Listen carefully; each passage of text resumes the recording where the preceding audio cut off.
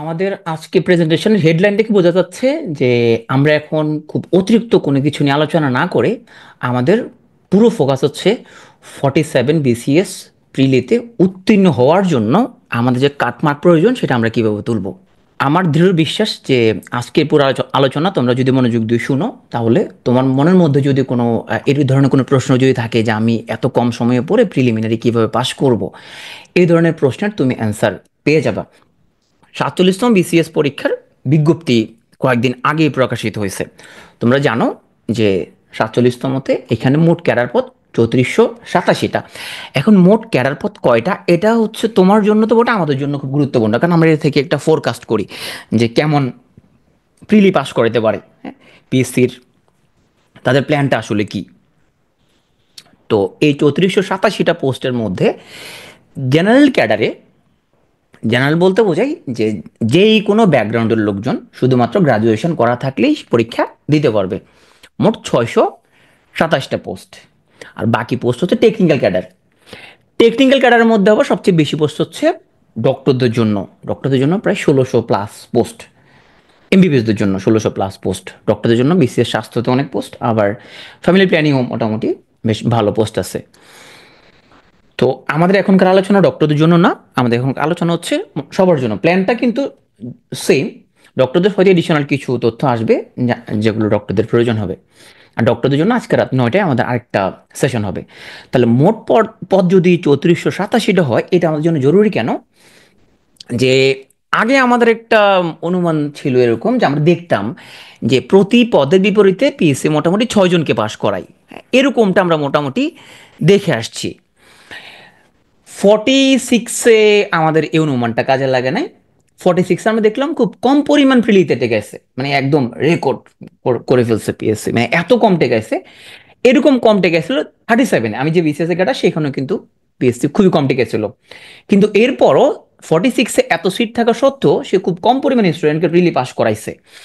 এখন এখানে আবার কেউ কেউ মনে করে যে এখানে আবেদ আলী গ্রুপের লোকজনকে সুবিধা দেওয়ার জন্য হলে হতে পারে, আবেদ আলী গ্রুপের লোকজন যেহেতু ওরা প্রিলি পাস করে ফেলছে তো ওরা যাতে একটা সুবিধা পায়, এরকমও হতে পারে।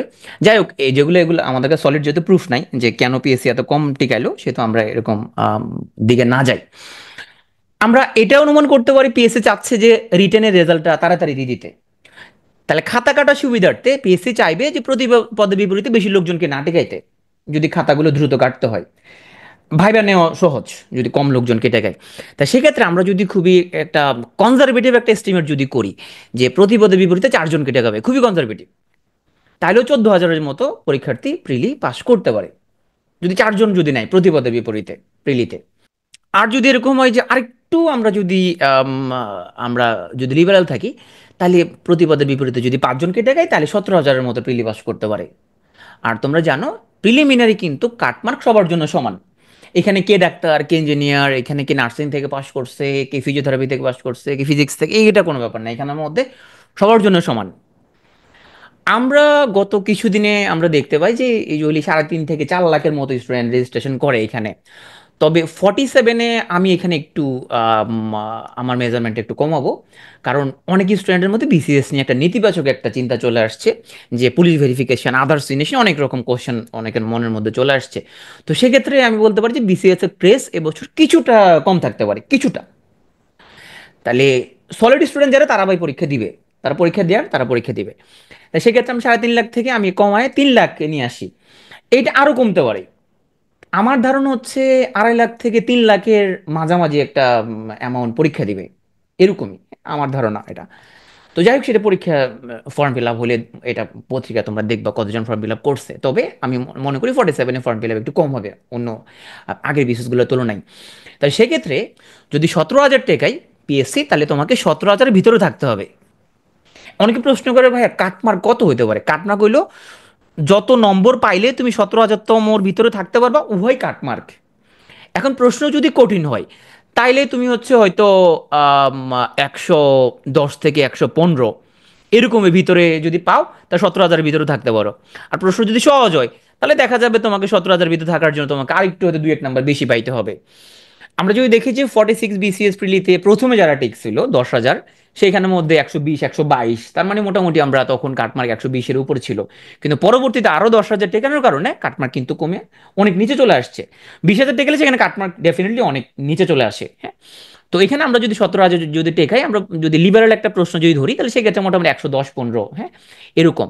আর যদি এরকম হয় যে এখানের মধ্যে আরো অনেক কম টেকাইলো, সেক্ষেত্রে কাটমার্কটা বেড়ে যাবে, কাটমার্ক 120+ বা এরকম একটা হয়ে যাবে। দেখো এই জিনিসগুলো আমরা কিন্তু কোনো এরকম কোনো রুলস না যে এরকমই নিয়ম, হ্যাঁ। এখানে তোমরা আবার রেফারেন্স হিসেবে আরফিন ভাই বলছে যে 110 পাইলে মোটামুটি হয়ে যাবে, হ্যাঁ, এটা ডিপেন্ড করবে তোমার প্রশ্নের কোয়ালিটিতে কেমন হয়েছে, হ্যাঁ। আর এখন আগের তুলনায় স্টুডেন্ট অনেক বেশি পড়াশোনা করে, তো সেটা চিন্তা করলো এখন ওভারঅল কাটমার্কটা বেড়ে গেছে। আশা করি কাটমার্কটা তোমরা বুঝতে পারছো। আমার আজকের পুরো প্ল্যানটা এমনভাবে সাজানো যে তুমি এখন থেকে কিভাবে পড়াশোনা করলে, আমি ধরে নিচ্ছি তুমি কিছুই পড়ো নাই, এখন থেকে তুমি শুরু করবা, এখন থেকে তুমি শুরু করবা, তাহলে তুমি মেরিট লিস্টে 17,000 ভিতরে থাকতে পারবা। তাহলে আমাদের টার্গেট হচ্ছে মোটামুটি 110 থেকে 115 এরকম একটা স্কোর। তবে সেফ সাইডে থাকার জন্য আমরা চেষ্টা করবো 120+ যাতে থাকে, যাতে করে আমাদের কোনো হেডেক না থাকে যে কত টেকাবে, এত টেনশন নিতে পারবো না। টার্গেট থাকবে 120 যাতে আমরা পাই। এখানে তোমরা একটা স্কোর কার্ড দেখতে পাচ্ছ। আমি জানি না তখন, না তখন তোমাদের অবশ্য ক্রিকেট খেলা বোঝার বয়স মনে হয় নাই। এখানে দেখা যাচ্ছে অস্ট্রেলিয়া ক্রিকেট টিম, তারা প্রথমে ব্যাটিং করে 434 করছে। এখন এখানে একটা জিনিস মনে রাখতে হবে, তখন কিন্তু ওয়ান ডেতে মানে এত বেশি ছক্কার মানে তোমার প্রচলন ছিল না, বা ব্যাটসম্যানরা এত বেশি সুবিধা পাইতো না। তাহলে প্রথম 50 ওভারে ব্যাটিং করে অস্ট্রেলিয়া 434 রান করে ফেলছে। এখন এরকম পরিস্থিতিতে যারা রানটা চেস করবে, তাদের চিন্তা ভাবনা কি কাজ করবে? আম, বা এই ম্যাচটা তোমরা নিশ্চিতভাবে বলা যায় যে এখানের মধ্যে অস্ট্রেলিয়া জিতবে, 434 যেহেতু করে ফেলছে। তোমাদের কি মনে হয় যে এখানের মধ্যে আম, এটার আসলে ফলাফলটা কি মনে হয় তোমাদের? এই ম্যাচ কি হইতে পারে? যেরকম ম্যাচের মধ্যে প্রথম দল ব্যাটিং করে ওর হচ্ছে 434 করে ফেলছে, এরকম একটা ম্যাচের ফলাফল কেমন হতে পারে? এটা আমার দেখা, আমি যত ক্রিকেট ম্যাচ দেখছি, আমি খুবই মানে মারাত্মক ক্রিকেট ম্যাচ দেখতাম, মানে টেস্ট ম্যাচ পর্যন্ত দেখতাম, বল বাই বল, হ্যাঁ। এখন অবশ্য তোমার ফেসবুক টেসবুক আসার কারণে এখন তো আমার বিনোদনের অনেক কিছু হয়ে গেছে। তো আমাদের সময় বিনোদন বলতে ছিল ক্রিকেট খেলা দেখা, সারাক্ষণ বসে বসে ক্রিকেট খেলা দেখতাম, কলেজে যেতাম না, ক্রিকেট খেলা দেখতাম। আমরা সবাই একদম বল বাই বল খেলা দেখতাম। এখন অনেক বছর খেলা দেখি না আসলে। বাহ, তোমরা অনেকেই দেখি যে মনে আছে। আচ্ছা, কথা শুনে মনে হচ্ছে হেরে গেছে। ওকে, ঠিক আছে, থ্যাংক ইউ। দেখো এই ধরনের পরিস্থিতিতে এই যে আমরা সবাই মোটামুটি মুখস্থ, এটা যদি ধরে নেই যে এখন তোমরা জানো ফলাফলটা, যেন তোমরা বলছো যে এখানের মধ্যে অস্ট্রেলিয়া হেরে গেছে, সাউথ আফ্রিকা জিতছে। তাহলে এই ধরনের কন্ডিশনে যে কোনো ক্যাপ্টেনের মনে হবে যে এই রান চেস করা পসিবল না, নট পসিবল। একটা কাজ করি, আমরা প্রথম থেকে এমনভাবে খেলি যাতে আমরা সম্মানজনক পরাজয়, আমরা অন্তত 350 যদি করতে পারি, তাহলে আমরা মোটামুটি 84 রানে হারবো। একটা সম্মানজনক পরাজয় যাতে আমরা নিশ্চিত করতে পারি, বা 360-70 মতো করতে পারবো আমরা, সম্মানজনকভাবে আমরা একটু পরাজিত হব এরকম। কিন্তু এক্ষেত্রে সাউথ আফ্রিকার ক্যাপ্টেন সে সিদ্ধান্ত নিচ্ছে যে আমরা ম্যাচটা জিতবো। তাহলে যেখানে যে নিশ্চিত যে কেউ ধরে নেবে আমরা হেরে যাব, সম্মানজনক পরাজয় নিশ্চিত করতে হবে, সেখানে সাউথ আফ্রিকান ক্যাপ্টেন সে সিদ্ধান্ত নিল আমাদেরকে জিততে হবে, আমরা জিতবো। দেখো যে অনেকে বলে যে আমি আমার বিসিএস ক্যাডার হওয়ার এটা আমার স্বপ্ন, আমার ড্রিম এটা। আমরা কিন্তু খুব কম লোকেই বলি যে বিসিএস ক্যাডার হওয়ার আমার প্ল্যান আছে। ড্রিম এবং প্ল্যানের মধ্যে কিন্তু যোজন যোজন ফারাক আছে। যেটা আমার স্বপ্ন, স্বপ্নের জন্য তো আমরা হচ্ছে এমনি স্বপ্ন দেখতে আমরা পছন্দ করি, হ্যাঁ ভালো লাগে স্বপ্ন দেখতে এরকম, কিন্তু আমরা সবসময় প্ল্যান করি না। তাহলে এরকম একটা ম্যাচ জেতা যে কোনো ক্যাপ্টেনের জন্য ড্রিম, কিন্তু সাউথ আফ্রিকার ক্যাপ্টেন সে ড্রিমের মধ্যে না ঢুকে সে প্ল্যান করছে যে এই ম্যাচটা আমরা কিভাবে জিততে পারি। তাহলে তার পুরো ম্যাচের স্ট্র্যাটেজি সে কিন্তু পাল্টা ফেলছে। সে সিদ্ধান্ত নিয়েছে প্রথম থেকে এমন ধুম ধারাক্কা মাস শুরু করবো যে দরকার হলে আমরা 90 রান অল আউট হয়ে যাব, কিন্তু সম্মানজনক পরাজয়ের কোনো দরকার নাই। দরকার হলে আমরা 90 রান অল আউট হয়ে যাবো, এমন পিটান পিটাবো আমরা হচ্ছে যে শুরু থেকে সবাই আউট হয়ে যাব। কিন্তু আমরা কোনো সম্মানজনক পরাজয়ের চেষ্টা করব না, শুরু থেকে আমরা একটা রিস্ক নিব, দরকার হলে বিশাল ব্যবধানে হারবো আমরা, 134 রান অল আউট হয়ে 200 রানে হারবো, তাও আমরা প্রথম থেকে পিটাবো।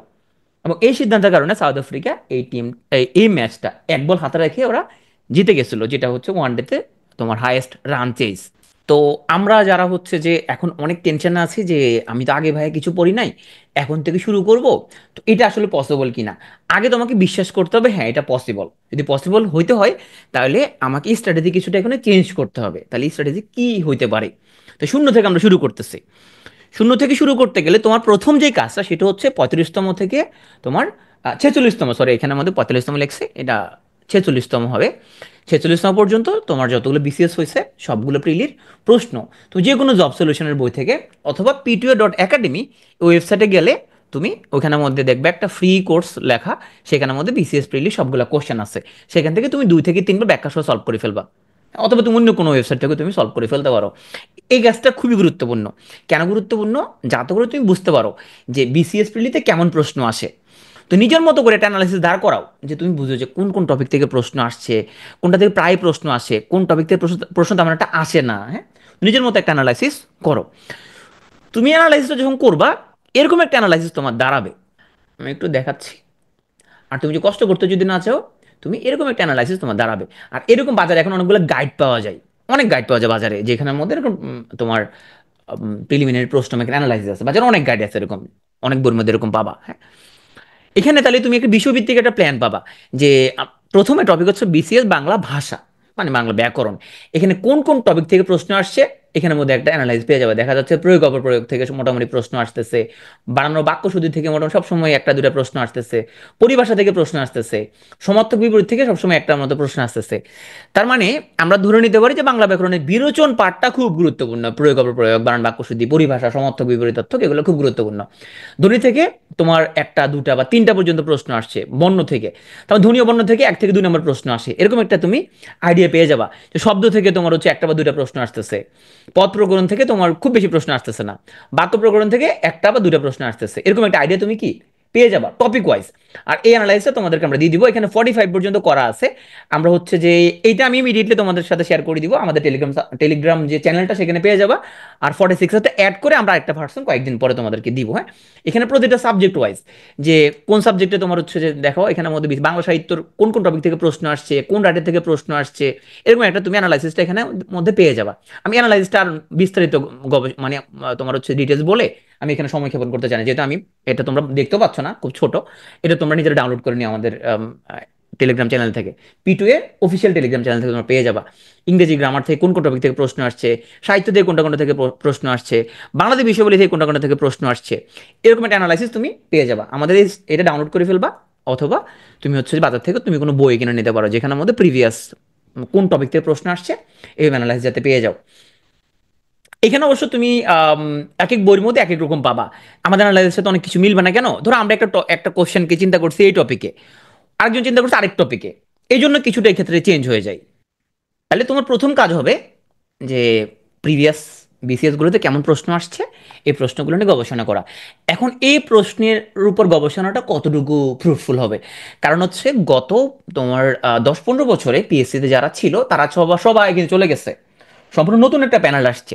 এখানের মধ্যে জিকে এর অনেক অ্যানালাইসিস কিন্তু এখন কাজে আসবে না, নতুন অনেক টপিক অ্যাড হবে, নতুন অনেক কিছু কোশ্চেন আসবে এখানের মধ্যে।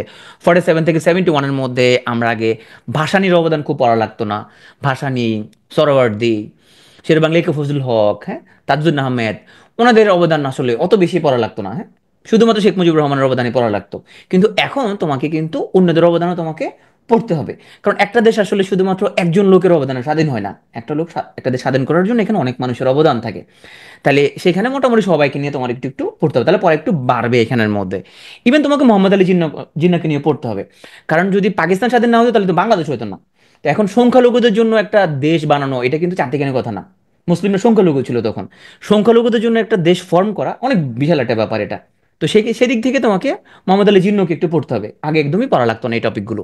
এই কিছু কিছু জিনিস অ্যাড হয়, আমি বলে দিব আলোচনার শেষে যে কোন কোন টপিক তোমরা একটু এডিশনাল তোমরা পড়ে নিবা। শুধুমাত্র জিকের ক্ষেত্রে তোমার অ্যানালাইসিসটা তোমার একটু এদিক সেদিক হবে, বাকিগুলো ঠিক আছে। তো আগে আমরা সিলেবাসটা দেখে আসি, তোমরা জানো সিলেবাসটা, আমি তারপরে একটু বলে নিচ্ছি। বাংলা থেকে 35, ইংরেজি থেকে 35, তার মানে বাংলা ইংরেজি দুটার থেকে 70, 70, অনেক।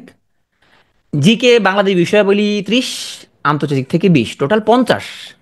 হ্যাঁ, তাহলে 70 এবং 50 কত? 120, সবচেয়ে বেশি নম্বর এখান থেকে। এরপরে গণিত মানসিক দক্ষতা থেকে 30, কম্পিউটার থেকে 15, বিজ্ঞান থেকে 15। এটাকে আমরা ধরে নিতে পারি যে সায়েন্সের স্টুডেন্টের জন্য, ওদের জন্য এটা হলো কমফোর্ট জোন, অনেক নম্বর তুলতে পারবে। তার মানে সায়েন্সের স্টুডেন্ট এই 60তে একটু কমফোর্ট পাবে। ভূগোল দুর্যোগে 10, নৈতিকতা মূল্যবোধ সুশাসনে 10। তাহলে আগের 120 এবং এখানের মধ্যে টোটাল 80, হয়ে গেল 200। দেখো যে প্রস্তুতি কিন্তু সবসময় একই রকম হবে না। যে 2024 সালে জুন থেকে প্রস্তুতি নিচ্ছে তার সিস্টেম আর তুমি একই সিস্টেমে প্রস্তুতি নিতে পারবে না। যারা মে জুন থেকে পড়ছে ওরা কিন্তু রিটেন টার্গেট করে পড়ছে। এখন যারা পড়বো ওরা রিটেন নিয়ে চিন্তা ভাবনা করার কিছু নাই। তোমাকে আগে প্রিলি কনফার্ম করতে হবে, আগে ভাই তুমি প্রিলি পাস করো, রিটেন নিয়ে তুমি পরে ভাবতে পারবা। এখন তুমি রেফারেন্স বই, রিটেন এগুলো মাথা থেকে ঝাড়ে ফেলাই দাও। তোমার টার্গেট হচ্ছে আগে প্রিলি পাস করা, প্রিলি পাস করার পরে 2-3 মাস সময় পাওয়া যাবে, সেই মাস তুমি রিটেনটা পড়ে ফেলবে। এখন তুমি রিটেন নিয়ে চিন্তা করার কোনো প্রয়োজন নাই। তাইলে যেহেতু আমাদের টাইম কম, কোন কোন সাবজেক্টে ফোকাস করবে এটা খুবই গুরুত্বপূর্ণ। আচ্ছা টাইম কম এই ক্ষেত্রে শুনে ভয় পাওয়ার কিছু নাই, কারণ পিএসসি যেহেতু বলছে পরীক্ষা তোমার হচ্ছে যে মেতে হবে, সেহেতু আমরা ধরে নিতে পারি পরীক্ষা মোটামুটি জুনে হবে, এটা ধরে নিতে পারি আমরা। কিন্তু এরপরও যেহেতু পিএসসি মে বলছে, আমরা মে মাসের শেষ শুক্রবার ধরে আমরা আগাবো। মে মাসের শেষ শুক্রবার পরীক্ষা হইতে পারে এটা ধরে নিয়ে আমরা আগাবো। কিন্তু আমার হচ্ছে যে ধারণা পরীক্ষা জুনে হইতে পারে, তাই সেক্ষেত্রে টাইম খুব একটা কমও না। 6 মাস কিন্তু মোটেই কম না, প্রিলিমিনারি ভালো করে পড়ার জন্য 6 মাস মোর দেন এনাফ। তবে তোমার একটু মন খারাপ যে আমি যদি মে জুন মাসে শুরু করতাম তাহলে আরেকটু ভালো করে পড়তে পারতাম, নানা কারণে পড়তে পারি নাই, কোনো সমস্যা নেই, এখন থেকে তুমি পড়াটা শুরু করো।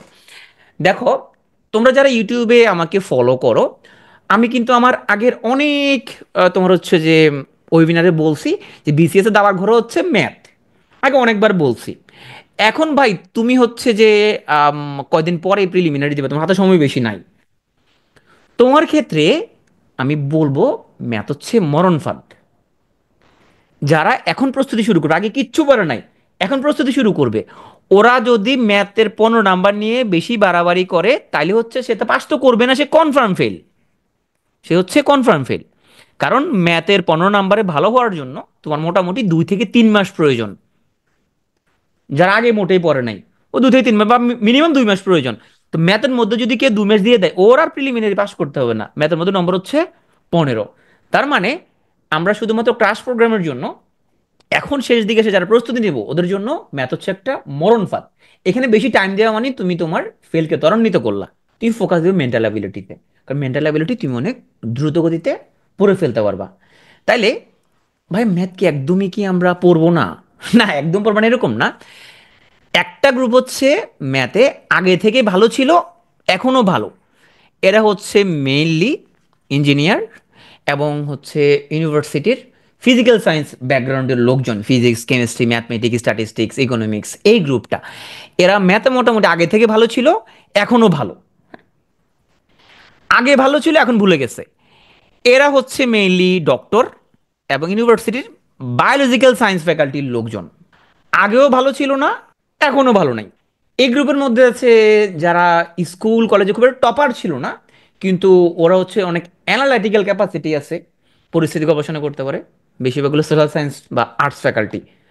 এখন এটা বললে আবার আর্টসের লোকজন মন খারাপ করে, ভাই আমি ম্যাথ অনেক ভালো ছিলাম স্কুলে, হ্যাঁ এরকম তো অনেকেই আছে তাই না, যে তুমি অবশ্যই তুমি ম্যাথে ভালো ছিলা। আমি আসলে এখানে একটা জেনারেলাইজ একটা কনসেপ্ট বলতেছি, কিন্তু এগুলো এক্সেপশন আছে এখানের মধ্যে। এখানে আর্টসের অনেক স্টুডেন্ট ম্যাথে যথেষ্ট ভালো ছিল, পরবর্তী হচ্ছে হয়তো তার তোমার তার কেরিয়ার ট্র্যাক সে চেঞ্জ করে ফেলছে। এটা এটা খুবই একটা রাফ একটা এস্টিমেট, এটা একদম হার্ড অ্যান্ড ফাস্ট না। ইঞ্জিনিয়ার সবাই যে ম্যাথে এখনো ভালো আছে এরকমও না, ও হয়তো দেখা যাচ্ছে যে সে হাই স্কুলে অনেক কিছু ভুলে গেছে, কিন্তু রাফলি এরকমই একটা ব্যাপার দাঁড়ায়। 3 গ্রুপের জন্য ম্যাথ প্রস্তুতি 3 রকমের হবে। ইঞ্জিনিয়ার যারা বা ইউনিভার্সিটির যারা হচ্ছে ফিজিক্যাল সায়েন্সের লোকজন, ফিজিক্স কেমিস্ট্রি স্ট্যাটিস্টিক্স বা ইকোনমিক্সের লোকজন, ওরা যেহেতু মোটামুটি ম্যাথে এখনও ওরা হিসাব নিকাশ পারে, তাইলে ওরা হচ্ছে ম্যাথে একটু টাইম দিয়ে ওরা হচ্ছে শেষ করে ফেলবে দ্রুত গতিতে, ওরা কোথাও তোমার হচ্ছে যে ম্যাথ যে কোনো একটা বই থেকে ম্যাথ সলভ করে ফেলবে। আমার কথা হচ্ছে যারা আগে হচ্ছে ভালো ছিল এখন ভুলে গেছে, বিশেষ করে ডক্টর বায়োলজিক্যাল সায়েন্সের লোকজন এরকম আগে ভালো ছিল এখন ভুলে গেছে, হ্যাঁ, সে কোথাও ম্যাথ কোর্স করতে পারে তো অবশ্যই রেকর্ড, যাতে করে একদিনে 2-3টা রেকর্ড দেখে ফেলতে পারে এরকম। অথবা মাঝখানে মাঝখানে মাঝখানে মাঝখানে সে একটা একটা রেকর্ড দেখতে পারে। এখন ওর লাইভে ম্যাথ প্র্যাকটিস করার মতো সময় নাই, লাইভে সে বসে বসে ম্যাথ প্র্যাকটিস করবে এগুলোর টাইম নেই এগুলো। অথবা সে চাইলে বিশেষ যে কোনো ম্যাথ বই থেকে ম্যাথ সলভ করে ফেলবে, এটা করলে মোটামুটি সে আগে যেটা ভুলে গেছে সেটা তার মনে চলে আসবে। যে আগেও ভালো ছিল না এখনো ভালো না, ওর জন্য আমি বলবো তুমি ভাই এখন ম্যাথ টানাটানি বাদ দাও, তুমি ম্যাথ নিয়ে উচ্চতর স্বপ্ন দেখার কোনো প্রয়োজন নাই, অন্য সাবজেক্টে মনোযোগ দাও। কারণ তুমি আগে ম্যাথে ভালো ছিলে না, এখনো তুমি এত ভালো না।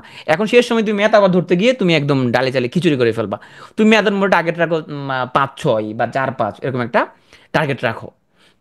তাহলে ভাই আমি কোন 4-5 বা 5-6 টার্গেট রাখবো? দেখো, তুমি যদি বিসিএস পরীক্ষার সিলেবাসটা দেখো, যে দেখবা মোটামুটি তোমার বাস্তব সংখ্যা লসাগু গসাগু, শতকরা, লাভ ক্ষতি, সরল যৌগিক মুনাফা, অনুপাত, হ্যাঁ, বীজগাণিতিক সূত্রাবলী, উৎপাদক, সরল দ্বিপদী সমীকরণ, অসমতা, সরল সহজ সমীকরণ, লগ সূচক, ধারা, প্রায় প্রত্যেকটা টপিক থেকে 1 নম্বর করে প্রশ্ন আসে।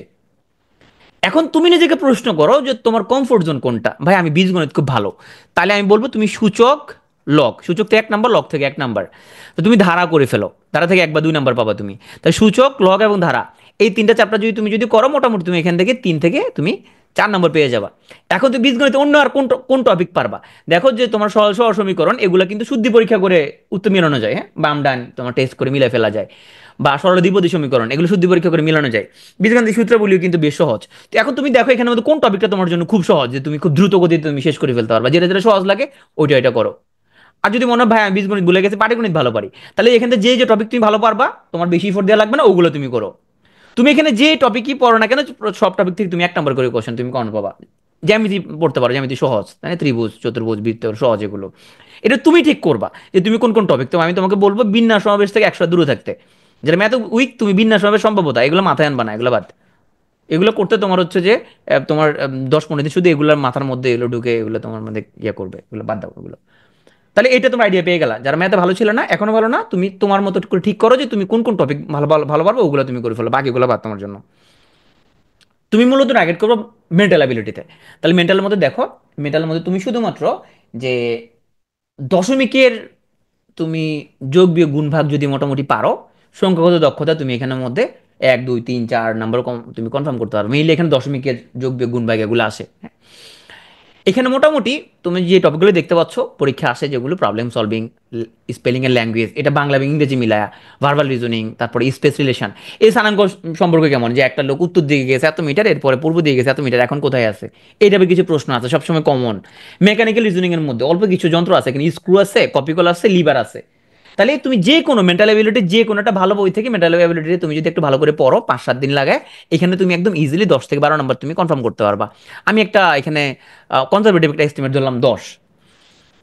তাহলে তোমার প্রথম আসলে কাজটা তুমি বুঝে গেছো, নিজের স্ট্রং জোন উইক জোন বের করা। তোমার উইক জোন যেটা হয় এটা নিয়ে এখন এত তোমার বাড়াবাড়ি করিও না, তোমার স্ট্রং জোনে ফোকাস দাও। আসো, স্ট্রং জোন তোমার কার কোনটা, আমি উইক জোনগুলো আইডেন্টিফাই করে দিই। সায়েন্স ফ্যাকাল্টির উইক জোন হচ্ছে তোমার মেইনলি জিকে, বাংলা এবং ইংরেজি। একটু অনেকের জন্য উইক জোন, সবার জন্য না আবার। আর আর্টস কমার্সের জন্য উইকজন হচ্ছে মেইনলি বিজ্ঞান, কম্পিউটার সিটি এবং ম্যাথ মেন্টাল। তবে হ্যাঁ, কম্পিউটার সিটি এই টপিকটা তোমার আর্টস কমার্স সায়েন্স সবার সিলেবাসে থাকার জন্য এখন এটা বলার কোনো উপায় নেই যে আর্টস কমার্সের জন্য এটা উইকজন, এটা বলার উপায় নেই, কারণ তোমার মোটামুটি সবাই ইন্টারমিডিয়েটে কম্পিউটার সিটি তোমাদের সবারই ছিল। হ্যাঁ, বিজ্ঞান একটু উইকজন হতে পারে, ম্যাথ মেন্টাল একটু উইকজন হতে পারে, তাও সবার জন্য না। তাহলে এই উইকজন স্ট্রং জোনগুলো চিন্তা করে তোমার প্রস্তুতিটা সাজাবা। সায়েন্সের লোকজন তারা বিজ্ঞান, কম্পিউটার আইসিটি এবং ম্যাথ মেন্টাল এগুলো খুব ভালো করে সে ফোকাস করবে। আর আর্টসের লোকজন তারা হচ্ছে ইংরেজি, জিকে, বাংলা এগুলো একটু বেশি ফোকাস করবে। তবে আমি একদম বিষয়ভিত্তিক তোমাকে আমি টার্গেট দিয়ে দিচ্ছি কোন টপিকে তুমি কিভাবে প্রস্তুতি নিতে পারো। ধরে নিচ্ছি তুমি কিচ্ছু পড়ো নাই, তাইলে যেহেতু তুমি কিছুই পড়ো নাই, শুরুতে তোমার মধ্যে একটু তোমার মনোবল একটু কম, তোমার মধ্যে একটু পারবো, আসলে পারবো, শুরু করলে পারবো, এই জন্য তুমি কনফার্ম কমন আসবে, কোশ্চেনও খুব একটা জটিল না, নম্বরও বেশি, এবং তুমি 1 বছর অনেকটুকু পড়ে ফেলতে পারবা, বুঝার কিছু নাই, এরকম টপিক আগে পড়ে ফেলো। মাথার মধ্যে তোমার হচ্ছে গিজ গিজ করবে না, বুঝার মতো কিছু নাই, তুমি জাস্ট তুমি রিডিং পড়বা, কমন আসবে, খুব কঠিনও না, নম্বরও বেশি। এই ধরনের টপিক পড়ে তোমার আগে মনোবলটা আগে চাঙ্গা করে ফেলো। কি কি টপিক হইতে পারে এরকম, আবার তোমরা একটু চিনো এই ধরনের টপিক। শুরুতে তুমি কঠিন টপিক দিয়ে শুরু করলে তোমার মেজাজ খারাপ হয়ে যাবে। আমরা ধরলাম বাংলা এবং ইংরেজি, এগুলো তোমরা হাই স্কুলে পড়ছো, ইন্টারমিডিয়েটে পড়ছো, এটা তোমাদের জন্য সবার জন্য বেশ তোমার পরিচিত টপিক। প্রথম আসি বাংলা। বিশেষ প্রিলিতে যে 2 সাবজেক্ট থেকে সবচেয়ে বেশি প্রশ্ন আসে তার মধ্যে একটা হচ্ছে বাংলা, 35 নম্বর। তো বাংলা ব্যাকরণ সাহিত্য থেকে মোট 35 নম্বর প্রশ্ন আসে, এখানের মধ্যে তুমি যদি একটু গোছায় প্রস্তুতি নাও, 25+ তোলা এখানে কঠিন কিছু না। তুই বলবো যে ভাইয়া এখানের মধ্যে তো আমি দেখি যে বেশিরভাগ লোকজন বাংলাতে 20-22-এর বেশি পায় না, আপনি 25+ কেমনে দিলেন? ওরা হচ্ছে মনোযোগটা অন্যদিকে দিয়ে দেয়। ভাই তুমি ম্যাথ পারবা না, খামাকা তুমি শেষ পর্যন্ত আসে ম্যাথ নিয়ে তো টানাটানি করার কি আছে, ম্যাথের মধ্যে সে 20 দিন সময় দিয়ে দিচ্ছে, তুমি সেই মুহূর্তে ম্যাথ করার দরকার কি, তুমি তুমি হচ্ছে যেগুলো তুমি পারবা ওগুলোর দিকে তুমি বেশি ফোকাস দাও, তাহলে তোমার নম্বর বরকত হয়ে যাবে এখানের মধ্যে। এখন আসো আমরা বাংলা ভাষা সাহিত্যের মধ্যে ব্যাকরণ, ওখানে হচ্ছে 15, সাহিত্যের মধ্যে হচ্ছে 20। এখন ব্যাকরণটা হচ্ছে আমরা একটু পরে ধরি, একটু কঠিন লাগতেছে ব্যাকরণ, আমরা সাহিত্যটা আগে শেষ করে ফেলি, যেটা আমরা শুরুতে আমরা একটু, আমরা কি খাবার দাবার যখন খাই, ধরো বুফে খাই, তখন আমরা কি একটা স্টার্টার দিয়ে শুরু করি, যেটা খাইতে এই যে স্যুপ টুপ কিছু একটা দিয়ে আমরা শুরু করি, যদি বুফেতে স্যুপ খাওয়া মোটেই ঠিক না বুফেতে তুমি স্যুপ খেলে তুমি আর এখানে মেইন ডিশ খাইতে পারবে না। তো আমরা চলো আমরা হচ্ছে সাহিত্য দিয়ে আমরা শুরু করি। সাহিত্যের মধ্যে তাহলে প্রথম কাজটা হচ্ছে আগে কোশ্চেন অ্যানালাইসিস করা, সেটা আমাদের এই শিট থেকে হোক বা তুমি বাজার থেকে কোনো বই কিনে হোক। প্রথম দেখলে কোন কোন টপিক দিয়ে প্রশ্ন আসছে, আমরা দেখি যে প্রাচীন এবং মধ্যযুগ থেকে মোটামুটি তুমি এখানে সিলেবাসে যে 5 নম্বর দেওয়া আছে, কিন্তু এখানে প্রাচীন মধ্যযুগ মিলায়া তোমার কখনো 6, কখনো 4, হ্যাঁ কখনো 3ও আসছে অবশ্য। এগুলো রেয়ার ইনসিডেন্ট, তবে তোমার যেহেতু সিলেবাসে 5 নম্বর আমরা ধরতে পারি এখানের মধ্যে 5 নম্বরই থাকবে। এগুলো সহজ টপিক। এখন আসো, এখানে আধুনিক যুগের মধ্যে কিছু সাব টপিক আছে, যেমন ভাষা আন্দোলন ও মুক্তিযুদ্ধ ভিত্তিক পত্রপত্রিকা এবং সাহিত্য। এখান থেকে সবসময় তোমার 2 নম্বরের প্রশ্ন এখান থেকে পাবা, যে মুক্তিযুদ্ধ ভিত্তিক গ্রন্থ, চলচ্চিত্র, ভাষা আন্দোলন ভিত্তিক গ্রন্থ, পত্রপত্রিকা, এই টপিকগুলো থেকে। পিএসসি নির্ধারিত 11 জন সাহিত্যিক, এখানে একটু অবশ্য কনফিউশন আছে, পিএসসি নির্ধারিত 11 জন সাহিত্যিক বলে কিছু নাই, এই কথাটা একটা মিসনোমার, এটা প্রতিষ্ঠিত হয়ে গেছে। মূলত বাংলা নিবন্ধন পরীক্ষার জন্য 11 জন সাহিত্যিককে পড়তে হয়। এই জন্য আমরা হচ্ছে একটা কথা এস্টাবলিশ করে ফেলছি, পিএসসি নির্ধারিত 11 জন সাহিত্যিক, এই ধরনের আসলে কিছু নাই। তো এই 11 জন সাহিত্যিক থেকে আমরা দেখতে পাই যে বিসিএস প্রিলিতে সবসময় অনেক নম্বর প্রশ্ন কমন আসে। আমার আগের ওয়েবিনারগুলো যদি তোমরা দেখো, তাহলে সেখানে তোমরা খেয়াল করবা, আগে আমি ফররুক আহমেদ, কিন্তু আমি বল ফররুক আহমেদ থেকে তেমন কিছু আসবে না, এটা আগে আমি বলতাম। কিন্তু এখন তুমি ফররুক আহমেদ তোমাকে ভালো করে পড়তে হবে। ফররুক আহমেদের উপর পড়তে কতক্ষণ লাগবে? 15 থেকে 20 মিনিট লাগবে। ওনার তো মেইন যে সাহিত্যকর্মগুলো, সাতসাগরের মাঝি, হ্যাঁ এরকম কমন যেগুলো আছে, তাহলে ফররুক আহমেদ এখন আর বাদ দেওয়া যাবে না। ফররুক আহমেদ তো পড়তে হবে। গত তোমার 10-15 বছরে কিছু সাহিত্যিকরে একদম হচ্ছে যে পুরাই হচ্ছে মানে ওনাদের সাহিত্য পড়া যাবে না, ওনার সাহিত্যিক নেই, এই ধরনের একটা আম, মতবাদ এস্টাবলিশ করা ট্রাই করা হয়েছে। তাহলে আমরা 35 থেকে 46তম বিসিএস এর তুমি প্রশ্ন যদি দেখো, দেখবা যে এই 11 জন সাহিত্যিক যাদের নাম আমরা এখানে লিখছি, আমি এখানে পড়তেছি না আর, তুমি এই স্লাইডগুলো পেয়ে যাবা P2 এর অফিসিয়াল টেলিগ্রাম চ্যানেলে। যারা জয়েন হও নাই তুমি জয়েন হয়ে যাবা P2 এ অফিসিয়াল অফিসিয়াল টেলিগ্রাম চ্যানেল, হ্যাঁ এখানে অ্যাড হয়ে যাবা, এখানের মধ্যে স্লাইডটা পেয়ে যাবে ইনশাল্লাহ, আজকে রাতে পেয়ে যাবা। তাহলে 11 জন সাহিত্যিককে তুমি হচ্ছে পড়ে ফেলবা, এখান থেকে 6 থেকে 9 নম্বর প্রশ্ন আসছে ওনাদের উপর থেকে। তাহলে আমরা প্রাচীন মধ্যযুগ এবং এই 11 জন গুরুত্বপূর্ণ সাহিত্যিক সাহিত্যকর্ম যদি পড়ি, দেখো আমি পড়া কিন্তু কমা দিচ্ছি তোমাদেরকে, তুমি প্রাচীন মধ্যযুগ ভালো করে পড়বা আর 11 জনকে খুব ভালো করে পড়বা, সহজ কাজ। তাহলে এই 11 জন থেকে তুমি ভালো করে যদি পড়ো আর প্রাচীন মধ্যযুগ যদি পড়ো, তুমি এখানে একদম কনজারভেটিভ এস্টিমেট হচ্ছে 12 থেকে 13 নম্বর কমন পাবা। একদম খুবই কনজারভেটিভ একটা এস্টিমেট এটা। হ্যাঁ, এখন যারা হচ্ছে কম পায় ওরা কি করতেছে, সে এদেরকে খুব ভালো করে পড়তেছে না, সে অন্য রাইটারদের নিয়ে টানাটানি করতেছে। তুমি আগে গুরুত্বপূর্ণ জিনিস আগে পড়বা আগে, ফার্স্ট থিং ফার্স্ট। তো এটা যদি পড়ে ফেলো এবং তুমি যদি প্রাচীন মধ্যযুগ পড়ে ফেলো, তাহলে তুমি 12 থেকে 13 নম্বর তুমি কমন পেয়ে যাবা। তাহলে কি কি আছে? প্রাচীন মধ্যযুগ, 11 জন গুরুত্বপূর্ণ সাহিত্যিক সাহিত্যকর্ম, পত্রপত্রিকা, মুক্তিযুদ্ধ, ভাষা আন্দোলন ভিত্তিক রচনাসমূহ, এগুলো ভালো করে পড়ে ফেলবা। এর পাশাপাশি তুমি যদি মনে করো যে আমার একটু সময় আছে, আমি ওগুলো ভালো করে পারি আর একটু পড়তে যাচ্ছি, তো সেক্ষেত্রে তুমি এখানের মধ্যে পঞ্চপাণ্ডব থেকে প্রথম পড়বা জীবনানন্দ, প্রথমে পড়বা জীবনানন্দ পড়বা। এরপরে তুমি হচ্ছে বুদ্ধদেব বসু, অমিয় চক্রবর্তী, বিষ্ণুদেব, সুধীন্দ্রনাথ একটু পড়ে রাখতে পারো, ওনাদের তো মেইন সাহিত্যকর্মটা, কিন্তু মেইনলি জীবনানন্দ পড়ে ফেলবা। আরও যাদের নিয়ে আমরা হচ্ছে যে পড়বো, রাজা রামমোহন রায়, মানিক বন্দ্যোপাধ্যায়, তারাশঙ্কর, বিভূতিভূষণ, শরৎচন্দ্র, আসান হাবিব, জহিরায়ন, আখতারুজ্জামান ইলিয়াস, বিহারীলাল এবং মুনীর চৌধুরী। এখানে এই স্লাইডগুলো পেয়ে যাবে, তোমার এখানে স্ক্রিনশট বা কোনো কিছু নেওয়ার কোনো প্রয়োজন নেই। আর আরও যাদের নিয়ে শওকত ওসমান, প্রমোদ চৌধুরী, শামসুর রহমান, আখতারুজ্জামান ইলিয়াস, সুকান্ত ভট্টাচার্য।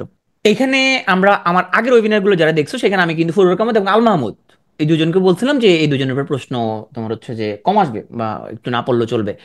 কারণ গত 15 বছর এটা তোমরা মোটামুটি সবাই দেখছো যে এখানে কিছু সাহিত্যিককে মোটামুটি ওনাদের সাহিত্য পড়া যাবে না, এরকম একটা ব্যাপার। এখন আল মাহমুদকে যদি বাদ দেওয়া হয়, তাহলে আধুনিক বাংলা কবিতা বলে কিছু থাকে না। তো তুমি আল মাহমুদকে বাদ দিয়ে আধুনিক বাংলা কবিতা কিভাবে তুমি হচ্ছে যে করবা? বা আমরা যদি আরো স্পেসিফিক করে যদি বলি যে বাংলাদেশের কবিতা যদি বলি, তো আল মাহমুদকে বাদ দিয়ে তুমি বাংলা কবিতা তো হয় না, বাংলাদেশের কবিতা তো হয় না। কারণ তোমার আধুনিক বাংলা কবিদের মধ্যে, বাংলাদেশি কবিদের মধ্যে যদি আমরা যদি বটবৃক্ষকে কে শামসুর রহমান এবং আল মাহমুদ এই দুজন, এখন কে প্রথম কে সেকেন্ড সেটা অন্য আলাপ হতে পারে, কি এই দুজনকে বাদ দিয়ে তো তোমার আধুনিক বাংলা কবিতা হইতে পারে না। সেক্ষেত্রে আল মাহমুদ এতদিন পড়া লাগতো না, এখন আল মাহমুদকে তোমার ভালো করে পড়া লাগবে। তুমি এখান থেকে আল মাহমুদ থেকে প্রশ্ন পাইতে পারো সামনে বিভিন্ন পরীক্ষায়। তাহলে আমি তোমাদের চেঞ্জগুলো ধরা দিচ্ছি যে তোমার একটা স্ট্র্যাটেজির মধ্যে কোন কোন জায়গায় চেঞ্জ আসবে। এরপর আসো বাংলা ব্যাকরণ। আমি জানি তোমরা হাই স্কুলে বাংলা ব্যাকরণ তোমরা পড়ছো, ভালো করে পড়ছো, ইন্টারে পড়ছো, কিন্তু এখন একটু ভুলে গেছো। বাংলা ব্যাকরণের জন্য তোমরা দুটো বোর্ড ব্যাকরণ কালেক্ট করে নিও, মুনির চৌধুরীটা মানে ওল্ডটা যেটা তোমরা ছোটবেলায় পড়ছো, হ্যাঁ। আর নতুনটা একটু কালেক্ট করে নিবা যাতে করে তোমাদের মিলাতে সুবিধা হয়। আর এগুলো এনসিটিভির ওয়েবসাইটে পাওয়া যায়, ওখানে ডাউনলোড করে নিতে পারো। আর নীলক্ষেতে এগুলো কিনতে পাওয়া যায়, বা তুমি যে জেলা শহরে থাকো সেখানে বইয়ের দোকানে তুমি বলো মুনির চৌধুরীটা দেন আর নতুনটাও দেন, ওখানে তুমি 60, 70, 80 টাকাতে কিনে নিতে পারবা। তুমি যদি বাংলা ব্যাকরণ যদি দেখো কেমন প্রশ্ন আসছে, ওই যে আমি একটু আগে তোমাদেরকে দেখাছিলাম, সেখানে তুমি খেয়াল করবা যে প্রয়োগ অপপ্রয়োগ, বানান, বাক্য শুদ্ধি, পরিভাষা, সমার্থক, বিপরীতার্থক, হ্যাঁ, বিরোচনের যে পার্টটুকু আছে, এরপর ধ্বনীয় বর্ণ, শব্দ, পদ প্রকরণ, বাক্য প্রকরণ, প্রত্যয়, সন্ধি, সমাস, হ্যাঁ, এই টপিকগুলো সিলেবাসের টপিক। এখন টপিকের বাইরে থেকে কিছু প্রশ্ন আসে বিসিএস প্রিলিতে, যেমন এক কথায় প্রকাশ থেকে প্রশ্ন আসে, বাগধারা থেকে প্রশ্ন আসে, এগুলো সিলেবাস ইনক্লুডেড না, কিন্তু প্রশ্ন আসে। তাইলে আমরা যদি এখানে সিলেবাসের মধ্যে যে টপিকগুলো লেখা এখানের মধ্যে, সেই টপিকগুলো যদি মনোযোগ দিয়ে পড়ি, আমরা যদি ধরি যে বাংলা ব্যাকরণ এবং তোমার হচ্ছে যে সাহিত্য, এই দুটো টপিক যদি ভালো করে যদি পড়ি, আমরা একটা কনজারভেটিভ এস্টিমেট ধরি 24+। এখন দেখো যে এখানে দেখা যাবে এরকম যে কেউ হচ্ছে যে ব্যাকরণে পাইছে 10, সাহিত্যে পাইছে 14, নেগেটিভ সহ 14 পাইছে, তাহলে ওর হচ্ছে এখানের মধ্যে 24। আবার এরকম হইতে পারে কি সাহিত্যের মধ্যে পাইছে 12, ব্যাকরণে 12, হ্যাঁ, এর বিভিন্ন রকম কম্বিনেশন এক্ষেত্রে হইতে পারে। তবে তুমি যদি মনোযোগ দিয়ে পড়ো, তুমি যে কম্বিনেশনে যাও না কেন 24 পাওয়া কিন্তু এখানের মধ্যে খুব কঠিন কিছু না। এরপর আসো ইংরেজি। তাহলে ইংরেজিতে আমাদের গ্রামার থেকে 20, লিটারেচার থেকে হচ্ছে যে 15। এখানে 46-এর মধ্যে লিটারেচার থেকে দিছে মাত্র 10 নম্বর, হ্যাঁ, গ্রামার থেকে আসছে 25। তবে এই জিনিসগুলো খুব আনইউজুয়াল, মাঝে মধ্যে এ ধরনের উল্টাপাল্টা পিএসসি করে। আমি ধরে নিচ্ছি সামনে, এটা আগে কখনো আমরা এই ধরনের উল্টাপাল্টা দেখি নাই, লিটারেচার থেকে মাত্র 10 নম্বর, এটা খুব উল্টাপাল্টা হয়ে গেছে। তো আমরা আশা করতেছি সামনে যেহেতু পিএসসিতে নতুন মেম্বাররা আসছে, ওনারা এই ব্যাপারে একটু সচেতন হবেন। ইংরেজিতে গ্রামার পড়তে তোমার অনেক সময় লাগলেও, ইংরেজি লিটারেচার এমন একটা টপিক, আগে না পড়া থাকলেও এইখানে তুমি যদি একটু ফোর্ট দাও, হুবহু প্রশ্ন কমন পাবা। আমরা 41 থেকে বিসিএস প্রিলিমিনারি পড়াই, এখন পর্যন্ত, এখন পর্যন্ত তোমার P2 এর স্লাইডের বাইরে, মানে আমরা ক্লাসে যা পড়াই লেকচার স্লাইড, লেকচার স্লাইডের বাইরে এখন পর্যন্ত কয়েকটা বিসিএস একটা বা দুইটা প্রশ্ন আমাদের বাইরে গেছে লেকচার স্লাইডে, কিন্তু এখন পর্যন্ত আমাদের 46-এও লেকচার স্লাইডের বাইরে কোনো কোশ্চেন যায় নাই, 45-এও লেকচার স্লাইডে তোমার হচ্ছে বাইরে কোনো কোশ্চেন যায় নাই, 44-এ সম্ভবত একটা বা দুটো মিস হয়েছিল, 43 একটা বা দুটো মিস হয়েছিল, এখন পর্যন্ত এমন কোশ্চেন মিস হয় না। তাহলে আমরা ধর লেকচার স্লাইডে কি করি, খুবই জিস্ট অংশটুকু রাখি এখানে, হ্যাঁ, একদম কমায় রাখি। তাহলে এত কমানোর পরও যদি এখানে কোশ্চেন যদি মিস না হয় আমাদের স্লাইড থেকে, তার মানে তুমি চিন্তা করো তাহলে এখানে ওই স্লাইডগুলো পড়তে একজন মানুষ বেশিক্ষণ লাগার কথা না। তা লিটারেচার তুমি যদি সিলেবাস ওয়াইজ যদি পড়াশোনা করো, তাহলে এই টপিক থেকে তোমার অনেক নম্বর ইনশিওর করা পসিবল। তো আমরা এখানের মধ্যে দেখি যে কে কে আসছে। তুমি যদি যুগ অনুযায়ী যদি যাও, রেনেসা থেকে তোমার এখানের মধ্যে তোমার সর্বনিম্ন 1 থেকে সর্বোচ্চ 3টা পর্যন্ত প্রশ্ন আসছে, 5টাও আসছে এখান থেকে, হ্যাঁ। তো রেনেসা খুব গুরুত্বপূর্ণ। নিউ ক্লাসিক্যাল থেকে তোমার হচ্ছে যে 2টা বা 3টা, রোমান্টিক থেকে 1টা বা 2টা, 3টেও আসছে এখান থেকে, ভিক্টোরিয়ান থেকে তোমার একটাও আসতে পারে। 46-এ তো মোট কোশ্চেন আসছে 10টা, এই জন্য 46-এর সাথে মিলালে তোমরা পারবা না এখানে, হ্যাঁ। তাহলে ভিক্টোরিয়ান থেকে তোমার মিনিমাম 1টা থেকে ম্যাক্সিমাম 4টা পর্যন্ত প্রশ্ন আসছে, মডার্ন পোস্ট মডার্ন থেকেও সেম, এখানের মধ্যে তোমার মিনিমাম 2টা থেকে ম্যাক্সিমাম 5টা পর্যন্ত প্রশ্ন আসছে। লিটারি টার্মস থেকে মিনিমাম 1টা থেকে ম্যাক্সিমাম 4টা পর্যন্ত প্রশ্ন আসছে। কোটেশন থেকে মিনিমাম 1টা থেকে ম্যাক্সিমাম 4টা পর্যন্ত প্রশ্ন আসছে। তো এখানে এই অ্যানালাইসিস দেখে আমরা বুঝতে পারতেছি যে ইংলিশ লিটারেচারের জন্য সবচেয়ে ইম্পর্টেন্ট হচ্ছে এখানে Renaissance, new classical, romantic, Victorian, modern post modern, literary terms, এই টপিকগুলো খুব গুরুত্বপূর্ণ। কোটেশন, কোটেশন আমরা ভিতরে আসলে পড়ে ফেলি। তাহলে লিটারেচার যে দিকে তুমি যদি একটু মনোযোগ দাও, সময় কম লাগে, বোঝার কিছু নাই। আর আমরা এখানে কিছু রাইটারকে এখানে দিয়ে দিছি, আমি এখন নতুন করে রাইটারগুলো এখানে আমাদের পড়তেছি না। এখানে আমরা মোট কতজন রাইটার আনছি, 41 জন রাইটার এখানের মধ্যে আনছি, হ্যাঁ। উইলিয়াম শেক্সপিয়ার দিয়ে শুরু, উইলিয়াম শেক্সপিয়ার দিয়ে দেখো 46-এ কোশ্চেন আসছে 10টা, তার মধ্যে 2টি আসছে শেক্সপিয়ার থেকে। 45-এ আসছে একটা, 44-এ তিনটা, 43-তে দুইটা, 41-এ তিনটা। তাই শেক্সপিয়ার থেকে তোমার 2 থেকে 3টা প্রশ্ন আসবে মোটামুটি, তুমি শিওর থাকতে পারো, হ্যাঁ। তো এখানে আমরা 35 থেকে 46 পর্যন্ত যতগুলো বিসিএস হয়েছে, যতজন রাইটার থেকে প্রশ্ন আসছে, আমরা লিস্ট করছি এখানে মোটামুটি 41 জনের মতো রাইটার। এই রাইটারগুলোর উল্লেখযোগ্য তুমি সাহিত্যকর্ম যদি তুমি পড়ে ফেলতে পারো, তাহলে ইংলিশ লিটারেচারে তুমি একটা ভালো নম্বর আশা করতে পারো। পিটুয়েতে যারা মোটামুটি পড়ে, আমি খুবই কনফিডেন্সের সাথে বলি যে পিটুয়েতে যারা পড়ে, এখানে শুধুমাত্র আমার সাহিত্য ক্লাস যারা করছে, ইউটিউবে অনেকগুলো ক্লাস আছে, পুরাতন যদিও, কিন্তু এরপরও দেখলে তোমার কাজে আসবে।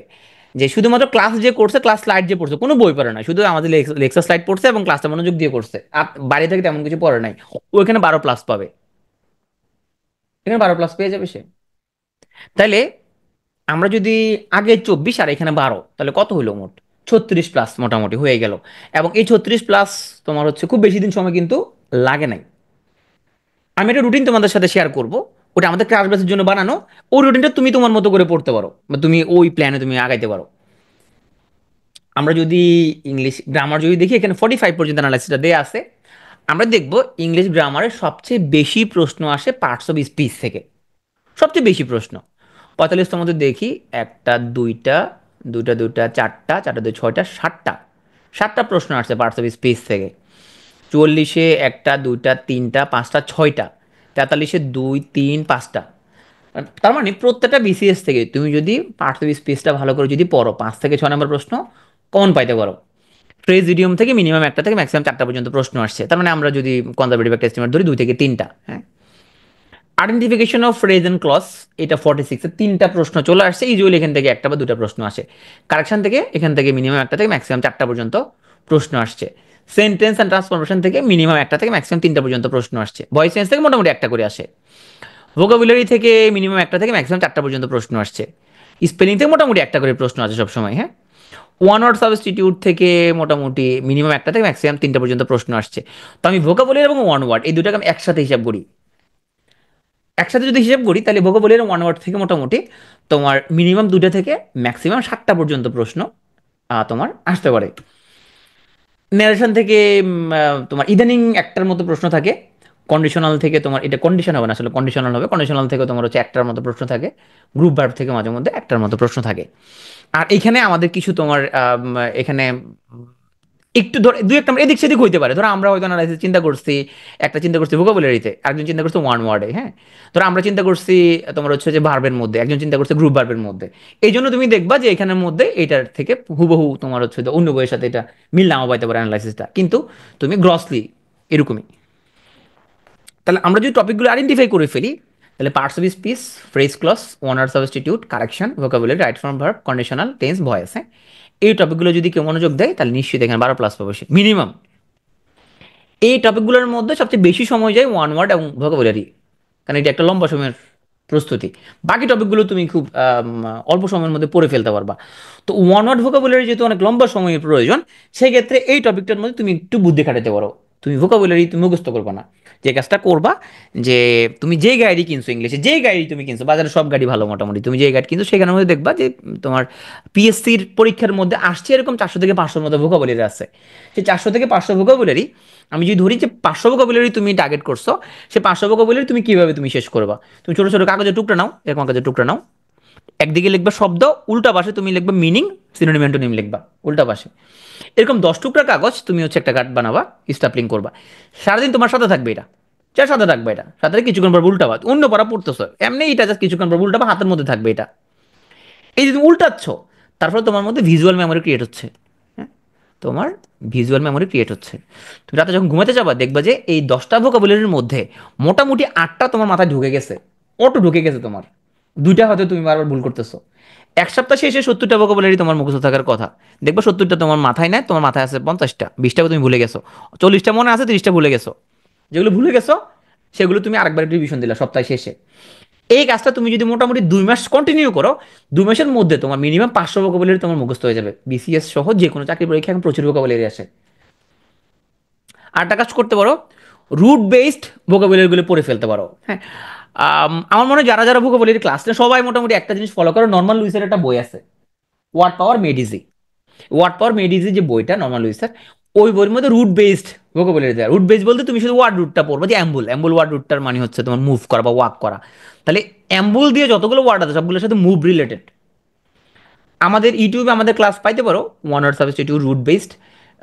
আমি পুরোপুরি নিশ্চিত না আছে কিনা। তুমি এমনি ইউটিউবে তুমি হচ্ছে যে অনেক ভিডিও পাবা যেগুলো হচ্ছে রুট বেসড ভোকাবুলারি নিয়ে আলোচনা করছে। ভিডিওতে আমরা রুট বেসড ওয়ান ওয়ার্ড পড়াই, 300 থেকে 400-র মতো ভোকাবুলারি আমরা পড়াই দিই শুধু রুট বেসড। তো এই কাজটা করো, তাহলে সেক্ষেত্রে তুমি গেস করতে পারবে আচ্ছা এই ওয়ার্ডটা রুটলে এরকম, তাহলে এই ওয়ার্ডটা মনে হয় এরকম। হ্যাঁ, তুমি এখানে অর্থটা গেস করতে পারবে কিছুটা। তো ইংলিশ গ্রামারে আমরা যদি একটু কনজারভেটিভ থাকি, তাহলে এখানে আমরা 12 প্লাস ধরলাম, 12 প্লাস আমরা পাইতে পারি। তাহলে আগের স্কোরের সাথে যুক্ত হয়ে আমাদের হয়ে গেল কত, 48 প্লাস। এখন 48 প্লাস দেখো যে কেউ হয়তো এখানের মধ্যে 44 প্লাস, কেউ আর 50 প্লাস, এরকম দুই এক নাম্বার এদিক সেদিক হইতে পারে এখানের মধ্যে। আমরা বড় সাবজেক্টে না গিয়ে আমরা বাংলা ইংরেজি শেষ করে এখন আমাদের মাথায় আবার টেনশন ঢুকে গেছে, বাংলা ইংরেজি শেষ করতে তো টাইম লেগে গেছে, এখন তো আমার তো পরীক্ষার সামনে, তো আমি কি করবো, ছোট সাবজেক্টগুলো ভালো করে পড়ে ফেলো, দ্রুত গতিতে পড়ে ফেলো। ভূগোল, ভূগোলে তুমি 6 প্লাস একদম এখানে নিশ্চিত তুমি পাবা। একটু মনোযোগ দিয়ে যদি ভূগোলটা তুমি বাজারে যে কোনো বই বই থেকে যদি পড়ে ফেলো টপিক ওয়াইজ, তুমি এখানের মধ্যে 6 প্লাস পাবা। তবে পিএসসি এই সিলেবাসটা পুরোপুরি ফলো করে না। যেমন ভৌগোলিক অবস্থান সীমানা এখানে 2 নম্বর থাকলো, পিএসসি এখানে তোমার সবসময় এটা ফলো করে না। সবচেয়ে বেশি নম্বর যে দুটো টপিক থেকে দেয় সেটা হচ্ছে বাংলাদেশ ও বৈশ্বিক পরিবেশ পরিবর্তন এবং প্রাকৃতিক দুর্যোগ। এই দুটা টপিক থেকে তোমার ভূগোলের সবচেয়ে বেশি প্রশ্ন এখানের মধ্যে থাকে। তো এখানের মধ্যে একটা অ্যানালাইসিস দেখানো আছে আমরা টপিক ওয়াইজ কেমন প্রশ্ন আসছে। মোটামুটি তুমি সব টপিকে দুটা করে হিসাব করতে পারো, দুটা করে হিসাব করো সব টপিকের মধ্যে। তবে এখানের মধ্যে তোমার কিছু জায়গার মধ্যে অ্যানালাইসিস মিলবে না, এই জন্য কারণ আমরা হয়তো এটাকে হিসাব করছি বাংলাদেশ বিষয়গুলিতে, আবার অন্যরা হিসাব করছে ভূগোলের মধ্যে। হ্যাঁ, এরকম এই জন্য কিছু তুমি মিসম্যাচ পাবা। তবে এখানের মধ্যে মোটামুটি সবগুলো টপিক থেকে তুমি প্রশ্ন পাবা। সবচেয়ে বেশি গুরুত্বপূর্ণ হচ্ছে বাংলাদেশের বৈশ্বিক পরিবেশ পরিবর্তন এবং প্রাকৃতিক দুর্যোগ ও ব্যবস্থাপনা। তাহলে ভূগোল যদি তুমি যদি দ্রুত গতিতে যদি শেষ করে ফেলতে পারো, তাহলে কি হবে, তুমি একদম নিশ্চিত 6 প্লাস, 7ও পাইতে পারো তুমি এখানে। কি পড়বে বাজারে যে কোনো বই এখন, আগে আজকে থেকে 3 থেকে 4 বছর আগে বাজারে খুব বেশি ভালো বই ছিল না। হোসেন তুমি প্রশ্নটা একটু লিখে রাখো কোথাও, আমি আলোচনা শেষে তারপরে হচ্ছে তোমার কোশ্চেন আনসার দিবে, একটু লিখে রাখো প্রশ্নটা কোথাও। তাহলে আজকে থেকে 3 থেকে 4 বছর আগে বাজারে খুব বেশি বই ছিল না। এখন অসংখ্য রেটের অনেক বই আনছে, আমি অনেকগুলো নামও জানি না। আর যে বইটা লোকজন কিনতেছে নিশ্চয়ই খারাপ হলে তো লোকজন কিনবে না। হ্যাঁ, তোমার যে পছন্দ অনুযায়ী তুমি যে বইটা পড়তে তুমি কমফোর্ট ফিল করবা, আরেকজনের ইচ্ছা মতো না। তুমি বাজারে দেখো দুই একটা উল্টা উল্টা যেটা ভালো লাগে তুমি সেই বইটা হচ্ছে পড়ো তুমি। আমাদের স্টুডেন্টরা মিলে আমাদের স্লাইড পড়ে, এখানে আমাদের স্লাইড থেকে যেহেতু ম্যাক্সিমাম কোশ্চেন কমন আসে, তো স্লাইড পড়ে, এর বাইরে হয়তো অন্য আদার্স কোনো একটা বইটা হয়তো পড়ে। তাহলে তুমি বাজারে যে কোনো বই পড়তে পারো। তুমি নবম দশম শ্রেণীর তুমি ভূগোল বইটা তুমি এখান থেকে তুমি কালেক্ট করে নিতে পারো। তাহলে তুমি বাজারে যে কোনো একটা বই কিনো, নবম দশম শ্রেণীর ভূগোল বই ডাউনলোড করে নাও তুমি এনসিটিভির ওয়েবসাইট থেকে, ইউটিউব থেকে ভিডিও দেখো ভূগোলের উপরে। ভূগোলের অনেক কনসেপ্ট, ধরো অক্ষাংশ কি, দ্রাঘিমাংশ কি, হ্যাঁ পূর্ব দিকে গেলে কি হয়, পশ্চিম দিকে গেলে কি হয়, মূল মধ্যরেখা কি জিনিস, বাউন্ডারিগুলো কি, ইউটিউবের মধ্যে অসংখ্য ভিডিও আছে। জাস্ট বাংলা একটু সার্চ দাও সুন্দর করে। আমাদেরও অনেক ভিডিও আছে ইউটিউবে ভূগোলের। তাহলে এগুলো দেখলে তোমার অনেক আইডিয়া হয়ে যাবে। তাহলে আমরা ভূগোল থেকে আমরা ধরে নিলাম ভূগোল ও পরিবেশ ও দুর্যোগ। দেখো টপিক হচ্ছে ভূগোল পরিবেশ ও দুর্যোগ, এই জন্য বলছি পরিবেশ দুর্যোগ এই টপিকটা খুব গুরুত্বপূর্ণ, যেটা আলাদাভাবে এটা লিখছে। তাহলে এখানে 6 প্লাস আমরা ধরে নিলাম। তাহলে আগের স্কোরের সাথে আগে ছিল 48 প্লাস, আর 48 প্লাসের সাথে আমাদের মোটামুটি 54 প্লাস আমরা প্রস্তুতি মোটামুটি গুছাই ফেললাম। 54 প্লাসের মধ্যে কারো হতে 56, কেউ হতে 52, এরকম দুই এক নাম্বার এদিক সেদিক হবে, কারো হতে 50। আসলে নৈতিকতা মূল্যবোধ সুশাসন এটা এমন একটা টপিক, অনেকে মনে করে এটা পড়া লাগে না, এটা আন্দাজি আনসার দিলে হয় না, এটা পড়া লাগে। এটা পড়লে এখান থেকে একদম কনফার্ম প্রশ্ন তুমি কমন পাবা। তাইলে নৈতিকতা মূল্যবোধ সুশাসন যেহেতু এটা পড়া লাগে এবং এখান থেকে তুমি কনফার্ম প্রশ্ন কমন পাবা, তো যারা মনে করে যে নৈতিকতা মূল্যবোধ সুশাসন পড়া লাগে না, এটা আসলে ফলস। এটা তুমি যদি 5-7 দিন যদি পড়ো, তুমি বেশি না 5-7 দিন একটু মনোযোগ দিয়ে পড়বা, পড়লেই দেখবা এখান থেকে তুমি হুবহু কমন পেয়ে যাবা। তো এখানে আমরা টপিকগুলো যেভাবে সাজাইছি, তোমার মূল্যবোধ শিক্ষা সুশাসনের সম্পর্ক 1 থেকে 2 নম্বর, মূল্যবোধ শিক্ষার সাথে সুশাসনের সংজ্ঞা, মূল্যবোধ শিক্ষা ও সুশাসনের সংজ্ঞা, আর তারপর সম্পর্ক। হ্যাঁ, প্রত্যেক টপিক থেকে দেবে 1 থেকে 2 নম্বর করে তুমি প্রশ্ন পাবা। তো এটা আলাদা করে ব্রেকডাউন না করে আমরা নৈতিকতা মূল্যবোধ সুশাসন তিনোটা জিনিস আমরা পড়বো। বাজারে যে কোনো বই থেকে তুমি পড়তে পারো, ভূগোলের আলাদা বই আছে, বেসিক ভিউতে ভূগোল আছে, হ্যাঁ আর অনেকের ভূগোল বই আছে, তুমি যে কোনো একটা বই থেকে তোমার পড়ে ফেললেই হবে। তবে কিছু বইয়ের মধ্যে তথ্য একটু এদিক সেদিক পাবা, এগুলো নিয়ে ওরিড না হয়ে তুমি যে কোনো একটা পড়ে ফেলবা। তাহলে প্রথম যে কাজটা হবে ভূগোল থেকে তোমার, সরি নৈতিকতা মূল্যবোধ থেকে, আম, তুমি প্রিভিয়াস 35 থেকে 46 পর্যন্ত, সরি এখানে 46 হবে, তুমি প্রশ্ন ব্যাখ্যা সহ তুমি সলভ করে ফেলবা। তা ব্যাখ্যা সহ যদি তুমি সলভ করে ফেলো, এর পাশাপাশি আমাদের পিটিও যে টেলিগ্রাম চ্যানেল, সেখানে ফাইল সেকশনে যাবা। ফাইল সেকশনে গেলে তুমি নৈতিকতা মূল্যবোধ সুশাসন এটার উপরে ওপেন ইউনিভার্সিটির 3টা পিডিএফ পাবা, ও পিডিএফগুলো একটু পড়ে ফেলবা। তাহলে এই কাজগুলো যদি তুমি করো, তাহলে তুমি নৈতিকতা মূল্যবোধের মধ্যে তুমি বেশি দিন না, 5 থেকে 7 দিন লাগবে এটা পড়তে, 5-7 দিনের মধ্যে তুমি শেষ করে ফেলতে পারবা। তবে নৈতিকতা মূল্যবোধ সুশাসন তুমি কনসেপ্টটা ধরার চেষ্টা করবে, যে কোনটা নৈতিকতা কোনটা মূল্যবোধ। নৈতিকতা মূল্যবোধের মধ্যে আসলে পার্থক্য আছে, তাই না? তো নৈতিকতা যদি বলি, সে চুরি করা, চুরি করা পৃথিবী সব জায়গায় খারাপ, পৃথিবী সব সমাজেই খারাপ। এখন না তোমার, তুমি আম, ধরলাম কাপড় কম পরা, পৃথিবীর অনেক দেশে মানুষ উরু পর্যন্ত কাপড় পরে, হ্যাঁ, সেখানে এটা কোনো সমস্যা নাই, এটা ওদের দেশের জন্য মডেস্টি। তা আমাদের দেশে যদি উরু পর্যন্ত কাপড় পরে, আমরা এটাকে ইমমডেস্টি হিসেবে ধরে নিব। তার মানে ভ্যালুজ যেটা, মূল্যবোধটা, সেটা সমাজ থেকে সমাজ এটা ভ্যারি করে, এক সমাজে এক এক রকমের মূল্যবোধ। কিন্তু যেটা নৈতিকতা যেটাকে বলি, এটা পৃথিবীর প্রায় সব সমাজে একই রকমের। তো এই কনসেপ্টগুলো খুব গুরুত্বপূর্ণ, যে কোনটা নৈতিকতা কোনটা মূল্যবোধ, সুশাসনের পিলার কি কি আছে, হ্যাঁ, কে কয়টা পিলারের কথা বলছে, এই জিনিসগুলো পড়বা। ইউটিউবে তুমি অনেক ক্লাস পাবা, সেই ক্লাসগুলো দেখবা, আর কোথাও তুমি যদি কোচিং করো তাহলে সেখানে মনোযোগ দিয়ে ক্লাসগুলো করবা। মনোযোগ ক্লাসগুলো করলেও তোমার এখানের মধ্যে টপিকগুলো মাথায় ঢুকে যাবে। তাহলে তুমি ভালোভাবে 5 থেকে 6 দিন যদি পড়ো মনোযোগ দিয়ে, আমি এখানে ধরে নিচ্ছি মনোযোগ দিয়ে পড়া বলতে তুমি কোনো চাকরি করতেছো না, আদার্স কিছু করতেছো না, শুধুমাত্র বিসিএস পড়ায় পড়তেছো, সেইভাবে 5 থেকে 6 দিন ধরে নিচ্ছি। তাহলে 5 থেকে 6 দিন যদি তুমি পড়ো নৈতিকতা মূল্যবোধ, তুমি এখানে 6 নম্বর এখান থেকে তুমি পাবা, 7-8 অনেকেই পাই। তাহলে আমরা এখানে কনজারভেটিভ একটা এস্টিমেট ধরে নিচ্ছি, তাহলে কত হলো 60+, আগে 54+-এর সাথে কেউ 58, কেউ 57, কেউ 62, এরকম হতে পারে। আসলে কম্পিউটার ও তথ্য প্রযুক্তি, তাহলে এই টপিকটা যদি আমি প্রথমে বলছিলাম এটা হচ্ছে আমাদের আর্টস কমার্সের জন্য কিছুটা উইক জোন, কিন্তু এটা পুরোপুরি সঠিক না, কারণ ইন্টারমিডিয়েটে তোমাদের প্রায় সবারই কিন্তু কম্পিউটার তথ্য প্রযুক্তি সাবজেক্টটা ছিল। তো এইখানে যথারীতি ব্রেকডাউনটা তোমরা যদি দেখো, তাহলে কিছু টপিক টপিক পাবা যেখান থেকে প্রচুর প্রশ্ন আসে, যেমন কম্পিউটার পেরিফেরালস এবং অঙ্গ সংগঠন, হ্যাঁ, এখান থেকে তুমি সবসময় তুমি টোটাল দুটো টপিক মিলায়া তুমি দেখবা যে মিনিমাম 2 থেকে ম্যাক্সিমাম তোমার হচ্ছে 4টা 5টা পর্যন্ত প্রশ্ন কমন আসে। নম্বর ব্যবস্থা থেকে এখান থেকে মোটামুটি 1 থেকে 2 নম্বর তুমি পাবাই, কখনো কখনো একটু তোমার 3-4টা চলে আসছে। তারপরে তোমার হচ্ছে যে অপারেটিং সিস্টেম, এখান থেকে তুমি মোটামুটি 1 থেকে 2 নম্বর প্রশ্ন কমন পাবে। ইতিহাস টপিক পরীক্ষা খুবই কম আসে। তারপর তোমার হচ্ছে যে কম্পিউটার প্রোগ্রাম যেটা ভাইরাস ফায়ারওয়াল, এগুলো থেকে তুমি 1 থেকে 2 নম্বর প্রশ্ন কমন পাবা। ডাটাবেস সিস্টেম এবং নেটওয়ার্ক থেকে তুমি 1 থেকে 2 নম্বর প্রশ্ন কমন পাবা। তথ্য প্রযুক্তি যে পার্ট, এখানের মধ্যে ই কমার্স, তা বিভিন্ন মোবাইল প্রযুক্তির যে বৈশিষ্ট্যগুলো, হ্যাঁ, তো তারপরে তোমার হচ্ছে যে তোমার 2G 3G 4G 5G কোনটা কী কী বৈশিষ্ট্য, এই টপিকগুলো যদি পড়ো এখান থেকে তুমি 1-2 নম্বর কমন পাবা। তো LAN MAN wifi WiMAX, হ্যাঁ, কোনটা রেঞ্জ কতটুকু, কোনটা কী বৈশিষ্ট্য, এগুলো থেকে তুমি 1 নম্বর কমন পাবা। আর তথ্য প্রযুক্তির যে বড় যে প্রতিষ্ঠানগুলো, মাইক্রোসফট, গুগল, IBM, হ্যাঁ, তো সোশ্যাল নেটওয়ার্কিং যে সাইটগুলো, ফেসবুক, টুইটার, টিকটক, ইনস্টাগ্রাম, হ্যাঁ, এইগুলোর যে তোমার উদ্যোক্তা কে, কোন দেশে অবস্থিত, হেডকোয়ার্টার কোথায়, এরকম টপিকগুলো যদি পড়ো, এগুলো থেকে তো মোটামুটি তোমার 2 থেকে 3 নম্বর, কখনো কখনো 4 নম্বরে কমন আসে। তো এখানের মধ্যে আমি আসলে কোনো টপিক বাদ দিব না, তুমি মোটামুটি সব টপিকই পড়বা এখানে, যেহেতু সব টপিক থেকে প্রশ্ন আসে। তুমি বাজারে যে কোনো একটা ভালো বই পড়লে হবে, কম্পিউটার আইসিটির এখন অনেক বই পাওয়া যায় বাজারে, অসংখ্য বই পাওয়া যায়। তাহলে তুমি যে কোনো একটা ভালো বই যদি তুমি কিনো, যে কোনো একটা ভালো বই যদি কিনো, যেটা তোমার পছন্দ, যেটা পড়তে ভালো লাগবে, যেটা তুমি অলরেডি কিনছো, ওটা যদি তুমি পড়ো, তাহলে এখানে তুমি মোটামুটি তুমি একটা ভালো নম্বর, 10-12 নম্বর তুমি এখানে পাবা। তাহলে তথ্য প্রযুক্তি বা কম্পিউটার পড়ার সময় মনে রাখতে হবে, মুখস্থ করলে তুমি ভালো করতে পারবে না, এটা মুখস্থ করে ভালো করা সম্ভব না, কনসেপ্টটা ধরতে পারতে হবে এখানের মধ্যে। তুমি যদি কনসেপ্ট তোমার ক্লিয়ার না থাকে, তুমি ইউটিউবে ভিডিও দেখো, আমাদের অনেক ভিডিও আছে, সেগুলো দেখো। তুমি তুমি কোথাও কোর্স করতে পারো, কিন্তু যে জিনিস বুঝো না সেটা তুমি একদম ঠাড়া মুখস্থ করে এটা বোঝার চেষ্টা করিও না, ঠাড়া মুখস্থ করে শেষ করে ফেলবো, মনে থাকবে না, এটা কনসেপ্টটা ধরতে হবে তোমার এখানে। তাহলে তুমি যদি 15-16 দিন ইফোর্ট দাও, বা আর একটু কম যদি দাও, আমরা 10 থেকে 12 দিন যদি ধরি, 10-12 দিন ইফোর্ট দিলে তুমি এখানে 12+ পাবা। আমাদের সময় যখন আমরা বিসিএস দিছি, তখন কম্পিউটার তথ্য প্রযুক্তি আমাদের জন্য নতুন ছিল, কারণ আমরা হাই স্কুল বা ইন্টারমিডিয়েটে তোমার হচ্ছে যে আইসিটি সবার ছিল না, তোমার এডিশনাল সাবজেক্ট হিসেবে অনেকে নিত, আমাদের অনেকেরই ছিল না, তাদের জন্য নতুন মনে হয়েছে। কিন্তু তোমাদের কারিকুলামের মধ্যে প্রায় তোমার হাই স্কুল এবং তোমার কলেজ, তোমরা আইসিটি মোটামুটি সবারই ছিল, তোমাদের জন্য মোটেই নতুন না। তো সেই জন্য আমি এখানের মধ্যে একটা কনজারভেটিভ এস্টিমেট ধরলাম, যে 12+ ধরে নিলাম, অনেক বেশি ধরছে এই জন্য, যেহেতু তোমার জন্য নতুন না এগুলো। এখন কারোর জন্য 10 হইতে পারে, কারোর জন্য 11 হইতে পারে, এদিক সেদিক 2-1 নাম্বার হতে পারে। তাহলে আগে 60-এর সাথে হয়ে গেল 12 নম্বর যোগে 72+, কিন্তু কারোর জন্য হয়তো 68, কারোর জন্য 70, কারোর জন্য 76 হতে পারে এখানের মধ্যে। এখন সাধারণ বিজ্ঞান। সাধারণ বিজ্ঞান এটা সবার জন্য হচ্ছে যে তোমার কমফোর্ট জোন না।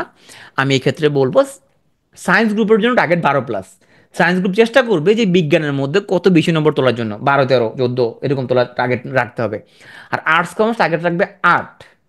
আর্টস কমার্স যদি বিজ্ঞানের মধ্যে যদি টার্গেট করে 12, 13 এবং সারাদিন বসে বসে যদি বিজ্ঞান পড়ে, ওরা আর পাস করতে হবে না।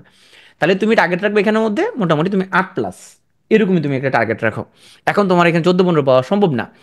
এখানে একটা জিনিস মনে করাই দিই, সায়েন্স গ্রুপের মধ্যে যারা বায়োলজিক্যাল সায়েন্সের বা যারা হচ্ছে যে ডক্টর, তোমরা এখানের মধ্যে বায়োলজির পার্টটুকু ভালো পারলেও তুমি ফিজিক্যাল সায়েন্সের যে পার্টটুকু, তুমি ফিজিক্স, কেমিস্ট্রি, হ্যাঁ, এগুলো একটু ভালো করে পড়ে নেবা। তুমি যদি আবার বেশি কাবিলগিরি করো, আর আমি সায়েন্স গ্রুপে পড়ছি আমি তো সবই পারবো না, তুমি অনেক কিছু ভুলে গেছো। তুমি অনেক কিছুই ভুলে গেছো এখানের মধ্যে, যেগুলো ভুলে গেছো সেগুলো তোমাকে পড়তে হবে, এটা বাদ দেওয়া চলবে না, তুমি ভালো করে পড়বা। অনেকেই ভুলটা করে, সায়েন্সের স্টুডেন্ট ক ভাই কোশ্চেন কঠিন আসছে, তো তুমি ভালো করে পড়ো না কেন? আমি তো সায়েন্সে পড়ছি সেই জন্য। তুমি সায়েন্সে পড়লেও তোমাকে বিজ্ঞান অনেক ভালো করে পড়তে হবে, কারণ তোমার টার্গেট হচ্ছে 12+। এখানে তোমার 12, 13, 14 তুমি কনফার্ম করতে হবে এখানের মধ্যে, তাহলে তোমাকে পড়তে হবে। আর যারা তোমরা ফিজিক্সে পড়ছো, কেমিস্ট্রিতে পড়ছো, ইঞ্জিনিয়ার বিশেষ করে যারা, তোমরা বায়োলজি পার্টটুকু ভালো করে পড়বা, হিউম্যান বডি, তার বোটানি, এই পার্টগুলো ভালো করে পড়বা, কারণ তুমি এগুলো অনেক কিছু ভুলে গেছো, এগুলো তুমি এগুলোতে দূরে আসো। তাহলে সায়েন্সের গ্রুপের জন্য এটা একদম একদম 100% কমফোর্ট না। এই সায়েন্সের লোকজন এটা পড়তে হবে ভালো করে, কারণ এটা তোমার জন্য এখানে তুমি 12, 13, 14, 15 তোমাকে তোলা টার্গেট রাখতে হবে। কিছু দুই একটা কোশ্চেন ডিফিকাল্ট হয়। আর্টস কমার্স তোমার টার্গেটটা ছোট করো, তোমার টার্গেট হলো 8+, বা তুমি আরো কম পারলে তুমি আরো কম। কিন্তু এটা নিয়ে তোমার এখন তোমার বেশি জোরাজোরি করলে ফেল করবা। তাইলে বিজ্ঞানের এখানে 3টা টপিক, ভৌতবিজ্ঞান, জীববিজ্ঞান এবং আধুনিক বিজ্ঞান, 3 টপিক থেকে 5 নম্বর করে প্রশ্ন আসে। এখানে টপিকের ইম্পর্টেন্ট বলে কিছু নাই, সব টপিক থেকে তোমার টোটাল 5 করে আসে। তাহলে এখানে যারা হচ্ছে যে বায়োলজিক্যাল সায়েন্স ফ্যাকাল্টির লোকজন, তোমরা অবশ্যই ভৌতবিজ্ঞান এবং আধুনিক বিজ্ঞান ভালো করে পড়বা। তোমরা যারা হচ্ছে ইঞ্জিনিয়ার বা তোমরা ফিজিক্স কেমিস্ট্রি থেকে পড়াশোনা করছো, তোমরা জীববিজ্ঞান পাঠটুকু ভালো করে পড়বা, কারণ এটা তোমরা ভুলে গেছো। তো এখানে আমি আর টপিক অ্যানালাইসিস যাচ্ছি না, এই স্লাইডগুলো তোমরা পেয়ে যাবা। এখানে তুমি দেখতে পাবো মোটামুটি সব টপিক থেকে 1 থেকে 2 নম্বর প্রশ্ন আসে। আলাদা করে বলার কিছু না যে এই টপিকটা বেশি পড়তে হবে, এরকম আলাদা করে কিছু না, সব টপিক থেকে তোমার 1 থেকে 2 নম্বর করে তুমি কমন পাবা।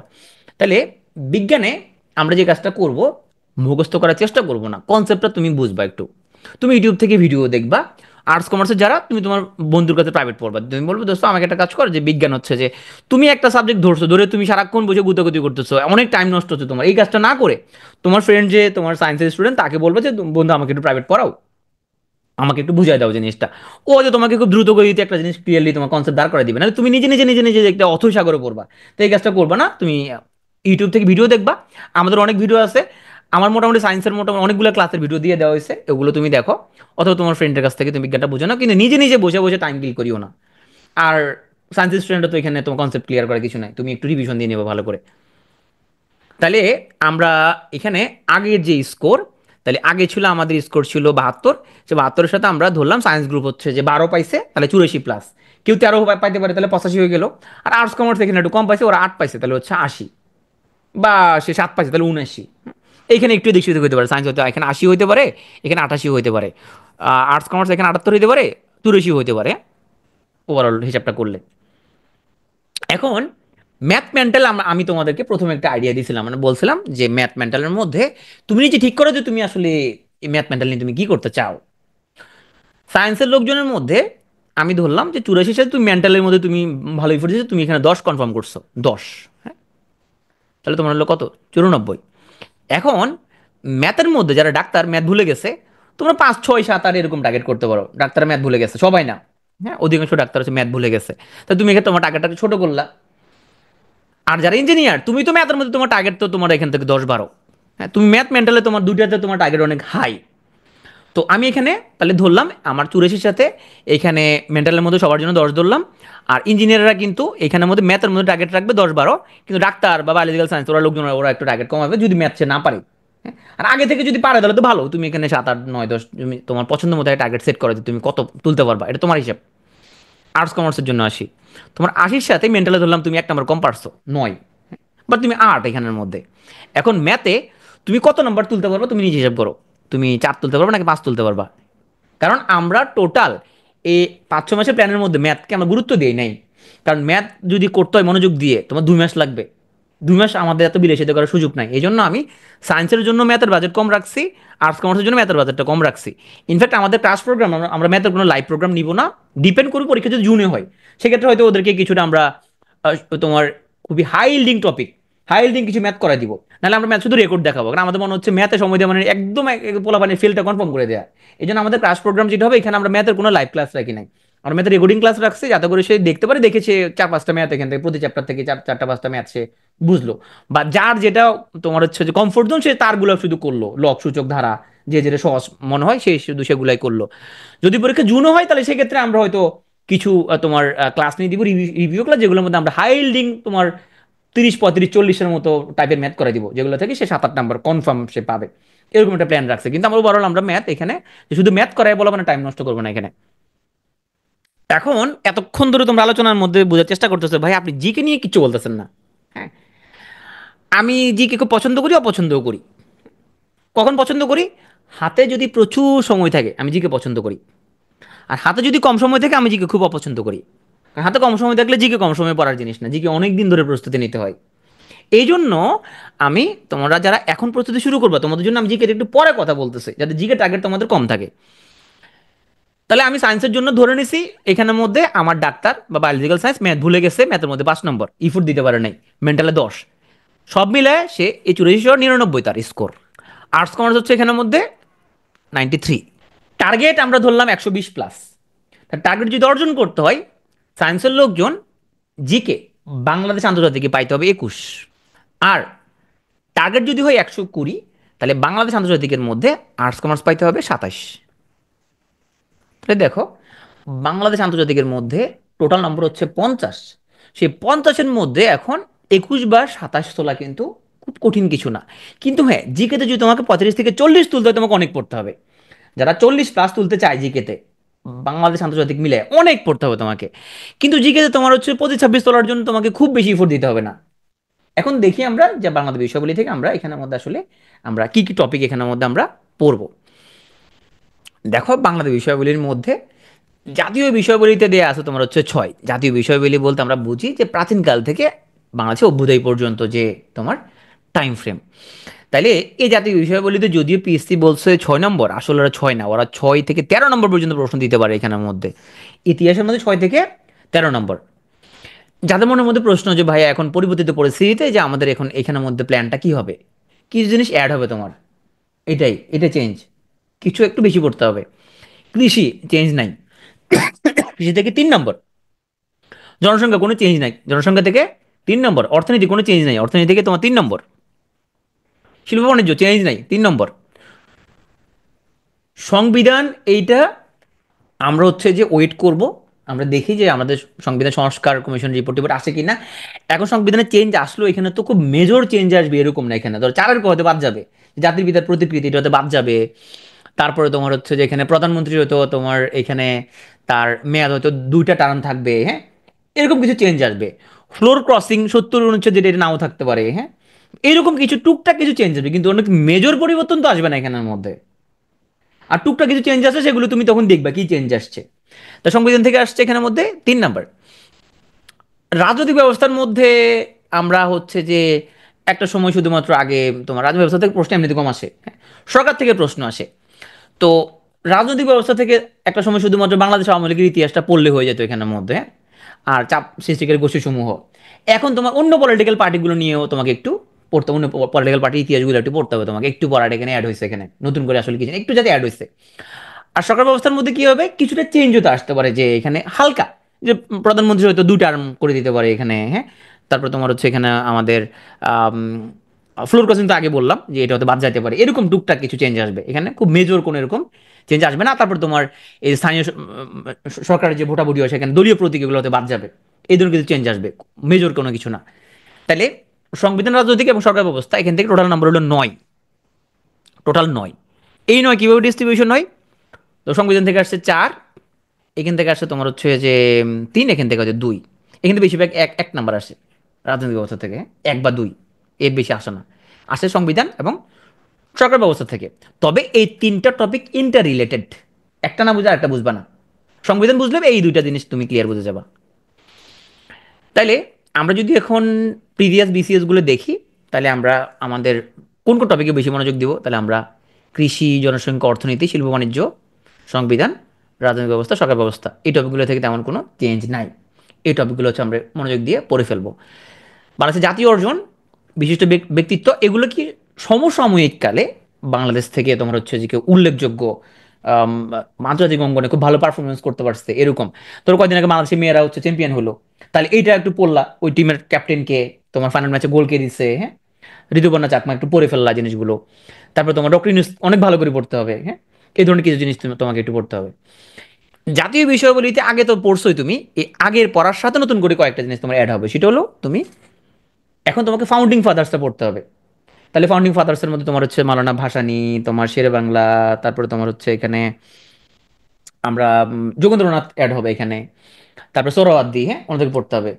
মুক্তিযুদ্ধের মধ্যে তুমি তাজউদ্দিনকে তো তুমি না পড়ে তো তোমার হচ্ছে যে দেশ স্বাধীন করতে পারবে না, তাই না? তাজউদ্দিন আহমেদের অবদান কি, এরকম পড়তে হবে। জিয়াউর রহমান একটু পড়তে হবে তোমাকে। অন্য সেক্টর কমান্ডার যারা, মেজর জলিল, হ্যাঁ, ওসমানী, ওনাদেরকে পড়তে হবে। আগে ছিল যে তোমার 47 এবং 71 মানে ছিল শুধু শেখ মুজিবুর রহমান, এরকম একটা ন্যারেটিভ ছিল। কিন্তু তুমি এখন অন্য যারা যাদের অবদান, তাদের সবাইকে এখানের মধ্যে তোমাকে পড়তে হবে, একটু অ্যাড হবে পড়াশোনাটা। তো আমরা প্রিভিয়াস বিসিএস গুলোতে যদি দেখি যে তোমার 36 বিসিএস 13টা প্রশ্ন আসছে এখানের মধ্যে, হ্যাঁ, 37-এ 5টা আসছে, 38-এ 6টা, 39 স্পেশাল ছিল, এটা হিসাব না করি, 47-এ 7টা প্রশ্ন আসছে ইতিহাসের টপিকটা থেকে, 41-এর মধ্যে 12টা প্রশ্ন আসছে, 42-এ 8টা আসছে, স্পেশাল ছিল বাদ দেই, 43-এ 6টা, 44-এ 12টা, 45-এ 8টা, 43-ও অনেকগুলো প্রশ্ন, 46 অনেকগুলো প্রশ্ন আসছে। তার মানে আমরা ধরে নিতে পারি যে আমরা ইতিহাসের যে টপিকটা, এখান থেকে আমরা মিনিমাম 6টা থেকে ম্যাক্সিমাম 8টা, 10টা, 12টা এরকম প্রশ্ন পাইতে পারি। তো নতুন টপিক কি অ্যাড হবে সেটা তোমাদের বলছি। এখন তুমি এখন আগে যেটা করতা, শুধুমাত্র 47 থেকে 71টা পড়তা তুমি, তাহলে এখন 47 থেকে 71, এই যুগে যেরকম আমাদের এই অঞ্চলে মানুষের স্বাধীনতা ছিল না, জনগণের কোনো স্বাধীনতা ছিল না এখানের মধ্যে, 2009 থেকে 24 সালের টার্মে জনগণের কোনো স্বাধীনতা ছিল না এখানের মধ্যে। একদল শাসন, এটা শাসনকাল আসলে বলা যাবে না, এটা বলতে হবে লুটপাট, যা ডাকাতি ছিল এখানে, এক এক গ্রুপ ডাকাত ঢুকছে আমাদের দেশের মধ্যে। ডাকাতরা হচ্ছে এখানের মধ্যে কিভাবে আমাদের সম্পদ লুট করবে, শুধু ওই প্ল্যানে ছিল গত 15 বছর। ডাকাতরা আমাদের সব লুট করছে, আমরা টাকা টাকা দেখতে হয়েছে, আমরা বেশি আওয়াজ করতে পারি নাই। ইলেকশন নাই, ওরা ওদের মধ্যে লুট করতেছে, জাস্ট একটা ডাকাতি সিস্টেম ছিল। তো সেই ডাকাতি সিস্টেম থেকে আমরা যদি মুক্তি পেয়েছি, তাহলে ওই ডাকাতি সিস্টেমে কি কি ডাকাতি হয়েছে ওগুলো তোমাকে পড়তে হবে। ব্যাংকিং সিস্টেমে লুটপাট কিভাবে হয়েছে, তারপরে তোমার হচ্ছে এখানের মধ্যে তোমার শ্বেতপত্র যেটা বেরোছে তোমাদের কাজ অনেক সহজ করে দিচ্ছে, তোমরা শ্বেতপত্রটা একটু ভালো করে পড়বা। আর একটা কাজ করবা, সেটা হচ্ছে তুমি যদি প্রথম আলো সাবস্ক্রিপশন যদি থাকে, তুমি ওদের প্রতিষ্ঠা বার্ষিকীতে তোমার কত, 4 নভেম্বর, 4, 5, 6 ওদের প্রতিষ্ঠা বার্ষিকীতে অনেকগুলো আর্টিকেল পাবলিশ করছে, সেই আর্টিকেলগুলো খুব ভালো করে পড়ে ফেলবা। আর তোমার হচ্ছে যে 5 আগস্ট, 15 জুলাই থেকে 5 আগস্ট, আমরা যেটা 36 জুলাই বলি, তাহলে তোমার একদম 15 জুলাই থেকে 36 জুলাই পর্যন্ত এই 21 দিনের কোন দিন কি কি ঘটছে, কোন টাইম ফ্রেমে কি কি ঘটছে, এই জিনিসগুলো মনোযোগ দিয়ে তোমাকে পড়ে ফেলতে হবে এখানে। শহীদদের মধ্যে সবাই গুরুত্বপূর্ণ, কিন্তু এখানের মধ্যে যাদের নাম আমরা অনেক বেশি নিচ্ছি, হ্যাঁ, তোমার হচ্ছে শহীদ মুগ্ধ, আবু সাইদ, ওনাদের জন্ম কোথায়, হ্যাঁ, কোন জেলায়, এই জিনিসগুলো একটু পড়ে ফেলবা। কয় তারিখে শহীদ হয়েছে, মেজর এখানে ঘটনাগুলো কি কি ঘটছে, এই জিনিসগুলো পড়ে ফেলবা। তাহলে তুমি এখান থেকে সামনে যত পরীক্ষা হবে সব জায়গায় কিন্তু তুমি বৈষম্য বিরোধী ছাত্র আন্দোলন থেকে তুমি হচ্ছে প্রশ্ন পাইতে পারো। তাহলে নতুন করে জাস্ট এখানে কিছু টপিক আমাদের অ্যাড হবে। তো আমরা ইতিহাস, কৃষি, জনসংখ্যা, আদমশুমারি, ক্ষুদ্র নৃগোষ্ঠী, আমরা যদি ধরি যে ইতিহাস থেকে আমরা এত কোশ্চেন পারবো না, এত কোশ্চেন কমন আমাদের 10, 12, 13টা যা আসুক না কেন, আমি ভাই এতগুলো পারবো না, আমি ভাই 5টার মধ্যে কমন ফলাইতে পারবো। কৃষি 3টার মধ্যে 2টা পারবো, জনসংখ্যা 3টার মধ্যে আমি 2টা পারবো আমি, তাহলে এখানে 9+ তুমি পাও। অর্থনীতি, বাজেট এবং সমীক্ষা থেকে এখান থেকে 3, 4 নম্বর প্রশ্ন আসে, ধরলাম তুমি 2টা পাবা। সংবিধান থেকে ধরলাম তুমি হচ্ছে 2টা পারলা, শিল্প থেকে 2টা পারলা, সরকার রাজনীতি থেকে তুমি 2টা পারলা, তাহলে এখানে 8+ হয়। তাহলে দেখো, বাংলাদেশ বিষয়গুলি থেকে এখানে আমরা টোটাল 9 এবং 8 কত, 17। এখন 17 আমি বাদ দিলাম, 17 হচ্ছে এখানে আমাদের একটু বেশি হয়ে যায়, আমি 17 থেকে বাদ, আমি আর 2 নম্বর কমাই ধরলাম, ধরলাম কত, 15, ধরলাম 15। তাইলে এখানে সায়েন্সের আগের 99-এর সাথে যোগ হলো এখন 15, 114 হয়ে গেল। আর্টস কমার্সের ওরা ধরলাম একটু বেশি পারে যেহেতু বাংলাদেশ বিষয়গুলি, তাহলে ওদের জন্য ধরলাম 17। তাহলে 93 + 17 কত হয়ে গেল এখানের মধ্যে? 110 হয়ে গেল। আচ্ছা 114, এখানে 114, আর এখানে কত হলো? এখানে হলো 110। এখন এখানে ধরো এরকম হবে, এরকম মানে তোমার একটু চেঞ্জ আসতে পারে কি, ফ্রান্সের লোকজন হয়তো এখানে মিলা তোমার হচ্ছে যে বাংলাদেশ বিশ্ববিদ্যালয় একটু কম পারলো, হয়তো 110 হইতে পারে, 116 হইতে পারে, হ্যাঁ, একটু দিক সেদিক হবে। আর্টসের লোকজন ধরো 108 হইতে পারে, 112 হইতে পারে, হ্যাঁ, এদিক সেদিক হবে একটু। এবার আসো সর্বশেষ টপিক, আন্তর্জাতিক, যেটা আমাদের কম পড়া হয়। আন্তর্জাতিকের মধ্যে 20 নম্বর। হ্যাঁ, এই 20 নম্বর নিয়ে আমাদের মধ্যে অনেক ভীতি কাজ করে। আমরা যদি প্রথম সিলেবাসটা যদি দেখি, তাহলে দেখো কি আসছে এখানে, প্রত্যেকটা টপিক থেকে 4 নম্বর করে সিলেবাসে দেয়া আছে। এখন পিএসসি কি করে, সবচেয়ে বেশি প্রশ্ন দেয় সংগঠন থেকে, আন্তর্জাতিক বিভিন্ন সংগঠন। এরপরে বৈশ্বিক ইতিহাস, ভূ রাজনীতি, এখান থেকে দেখি আমরা 5 থেকে 10 নম্বর পর্যন্ত প্রশ্ন আসছে। পরিবেশ থেকে তোমার 2 থেকে 3 নম্বরের মধ্যে প্রশ্ন আসে। শান্তি ও নিরাপত্তা থেকে তোমার এখানেও আমার মিনিমাম 1টা থেকে ম্যাক্সিমাম 4টা পর্যন্ত প্রশ্ন আসছে। এটা যদি আমরা 45 46 অ্যাড করা নাই, বাট তোমরা ফুল অ্যানালাইসিসের মধ্যে ওটা পেয়ে যাবা, হ্যাঁ। সাম্প্রতিক থেকে তোমার হচ্ছে যে এখানের মধ্যে মিনিমাম তোমার হচ্ছে 1টা থেকে ম্যাক্সিমাম 4টা পর্যন্ত প্রশ্ন আসতে পারে। সাম্প্রতিক থেকে তোমার বিসিএস পরীক্ষা তুলনামূলক প্রশ্ন কম আসে, ব্যাংকের মধ্যে সাম্প্রতিক বেশি আসে। তো এই ক্ষেত্রে আমরা যদি খুব কনজারভেটিভ যদি থাকি, যে আমরা সাম্প্রতিক থেকে হয়তো 2টা পাবো, এরকম যদি হয়, তাহলে বা 3টা পাবো, এরকম যদি হয়, আমরা ওই দিকে বেশি ফোকাস করার টাইম নাই। সাম্প্রতিক এত কি পড়বা তুমি, পরীক্ষার আগে, পরীক্ষার 10 দিন আগে সাম্প্রতিক কিছু বিভিন্ন বই বের হয়, ওরকম দুই একটা বই তুমি হচ্ছে যে যদি পড়ে ফেলো, সেখান থেকে তুমি সাম্প্রতিক রিলেটেড কিছু কোশ্চেন কমন পাইতে পারো। তা আমরা মূলত পড়বো সংগঠন, বৈশ্বিক ইতিহাসে, ভূ রাজনীতি, শান্তি নিরাপত্তা এবং পরিবেশ। তাহলে এখানের মধ্যে আমরা কোন কোন টপিক থেকে 6 থেকে 8, কোন কোন টপিক থেকে 2 থেকে 3, কোন কোন টপিক থেকে 1 থেকে 2, এরকম যদি এনশিওর করতে পারি, 15 16 নাম্বার তুমি কমন পাবা। 15 16 নাম্বার একটু বেশি বিলাসিতা হয়ে যায় অনেকের জন্য আন্তর্জাতিকের মধ্যে, কারণ আমরা তো একটু কম পড়তেছি। তো সেক্ষেত্রে আমরা যদি ধরি সায়েন্সের লোকজন 10 পাবে মাত্র আন্তর্জাতিকের মধ্যে, সেক্ষেত্রে ওর স্কোর কত হয়ে যায়? 124+। আর্টস কমার্স হয়ে যায় 122+। এখন এখানে কিছুটা হইতে পারে এরকম, সায়েন্সের ওরা হয়তো 128 পাইছে অথবা 120, হ্যাঁ। কমার্স হয়তো, আর্টস কমার্স হয়তো 118 হইতে পারে, আবার 126 হইতে পারে, একটু রেঞ্জটা এরকম ভ্যারি করবে। কিন্তু তুমি যতই পাও না কেন, যদি পিএসসি যদি 14 থেকে 17 হাজার যদি টেকায়, তুমি 120-এর আশেপাশে যদি থাকো স্কোর, মোটামুটি তুমি প্রিলিমিনারি পাশের ব্যাপারে আশা করতে পারো, যদি 120-এর আশেপাশে যদি তুমি থাকতে পারো, যদি সিট অনেক বেশি। আর একটা কাজ করবা, তুমি নিয়মিত একটা পত্রিকা পড়বা, হ্যাঁ। তুমি প্রিন্টেড কাগজে পত্রিকা হলে ভালো, নাহলে যে কোনো একটা পত্রিকা অনলাইন তুমি সাবস্ক্রিপশন নিয়ে অনলাইনে তুমি একটা পত্রিকা পড়বে, জাস্ট হেডলাইনগুলো একটু, চোখগুলো বা কি লিখছে দেখছে এগুলো একটু দেখলা একটু। নিয়মিত পত্রিকাটা পড়লে যে কাজটা হবে, তুমি প্রিভিয়াস জিনিসপত্র তো বটেই, আগামী 4 5 মাসে তোমার কিছু কনসেপ্ট আস্তে আস্তে গ্রো করবে, হ্যাঁ। তুমি প্রতিদিন তুমি হচ্ছে যে 1% 2% করে তোমার জ্ঞানটা একটু বাড়বে। এটা, এই যে ছোট ছোট তোমার গেইন হচ্ছে, এটা লম্বা সময়ে 5 থেকে 6 মাসের মধ্যে গেইনটা অনেক বড় হয়ে যাবে তোমার, এবং আরেকজন প্রার্থীর সাথে তোমার পার্থক্য অনেক বেশি গড়ে দেবে। দেখো অনেকের জন্য যে প্রশ্নটা, যে প্রিলির জন্য কোথাও কোচিং করার কি দরকার আছে, বা প্রিলির জন্য কোচিং করার কি দরকার, হ্যাঁ, এই কোশ্চেনটার উত্তর ইয়েস এবং নো দুটাই, হ্যাঁ। আমি নিজে কখনো প্রিলির জন্য কোথাও কোচিং করি নাই, ইভেন কোচিং যে করার লাগে এই জিনিসটা কখনো আসলে চিন্তা করি নাই। এখন আমার এই মোটিভেশনে তোমার জন্য কাজ হবে না কেন, আমাদের দুজনের এক্সপিরিয়েন্স ভিন্ন, আমরা দুজন একই প্রসেসের মধ্যে দিয়ে যাই নাই। আমার জন্য যদি বলি, আমি যখন এমবিবিএস এ পড়ি তখনই আমার হচ্ছে একাডেমিক কোচিং ছিল, যেখানে মতো মোটামুটি 7 8 থেকে শুরু করে ইন্টারমিডিয়েট পর্যন্ত স্টুডেন্ট পড়তো, মোটামুটি আমি ম্যাক্সিমাম ক্লাস নিতাম। তাহলে বিসিএস এর বাংলা, ইংরেজি, ম্যাথ, এগুলো বিজ্ঞান, এগুলো আমার কোনো কিছুই আসলে পড়ার কিছু নাই। ইনফ্যাক্ট আমি হচ্ছে যে প্রিলিমিনারি দেওয়ার আগে, নিজে প্রিলিমিনারি দেই নাই, ওটা দেওয়ার আগে লোকজনকে কোচিং করানো শুরু করছে, লোকজনকে ম্যাথ পড়ানো শুরু করছে, ম্যাথ, বাংলা, ইংলিশ ইংলিশ পড়ানো শুরু করছে, যারা বিসিএস দিতে চায় ভয় পাচ্ছে ওদেরকে পড়ানো শুরু করছে। তখন আমি নিজে কিন্তু কখনো প্রিলিমিনারি দেই নাই, প্রিলিমিনারি কেমনে দিতে ছিল জানি না। কিন্তু আমি, যেহেতু আমার নিজের কোচিং ছিল, সেখানের মধ্যে আমি স্টুডেন্ট পড়ানো শুরু করছি, যে কারা কারা বিসিএস দিবে আমি পড়ানো শুরু করবো, আমি যে তখন প্রিলি দিই নাই। এখন অনেকে এরকম, অনেকে অনেক টিউশনই করে, যে মোটামুটি 6 to 10 পর্যন্ত সবই পারে, ডেফিনেটলি টপার ছিল লাইফে, ওদের জন্য আসলে কোচিংটা গুরুত্বপূর্ণ না।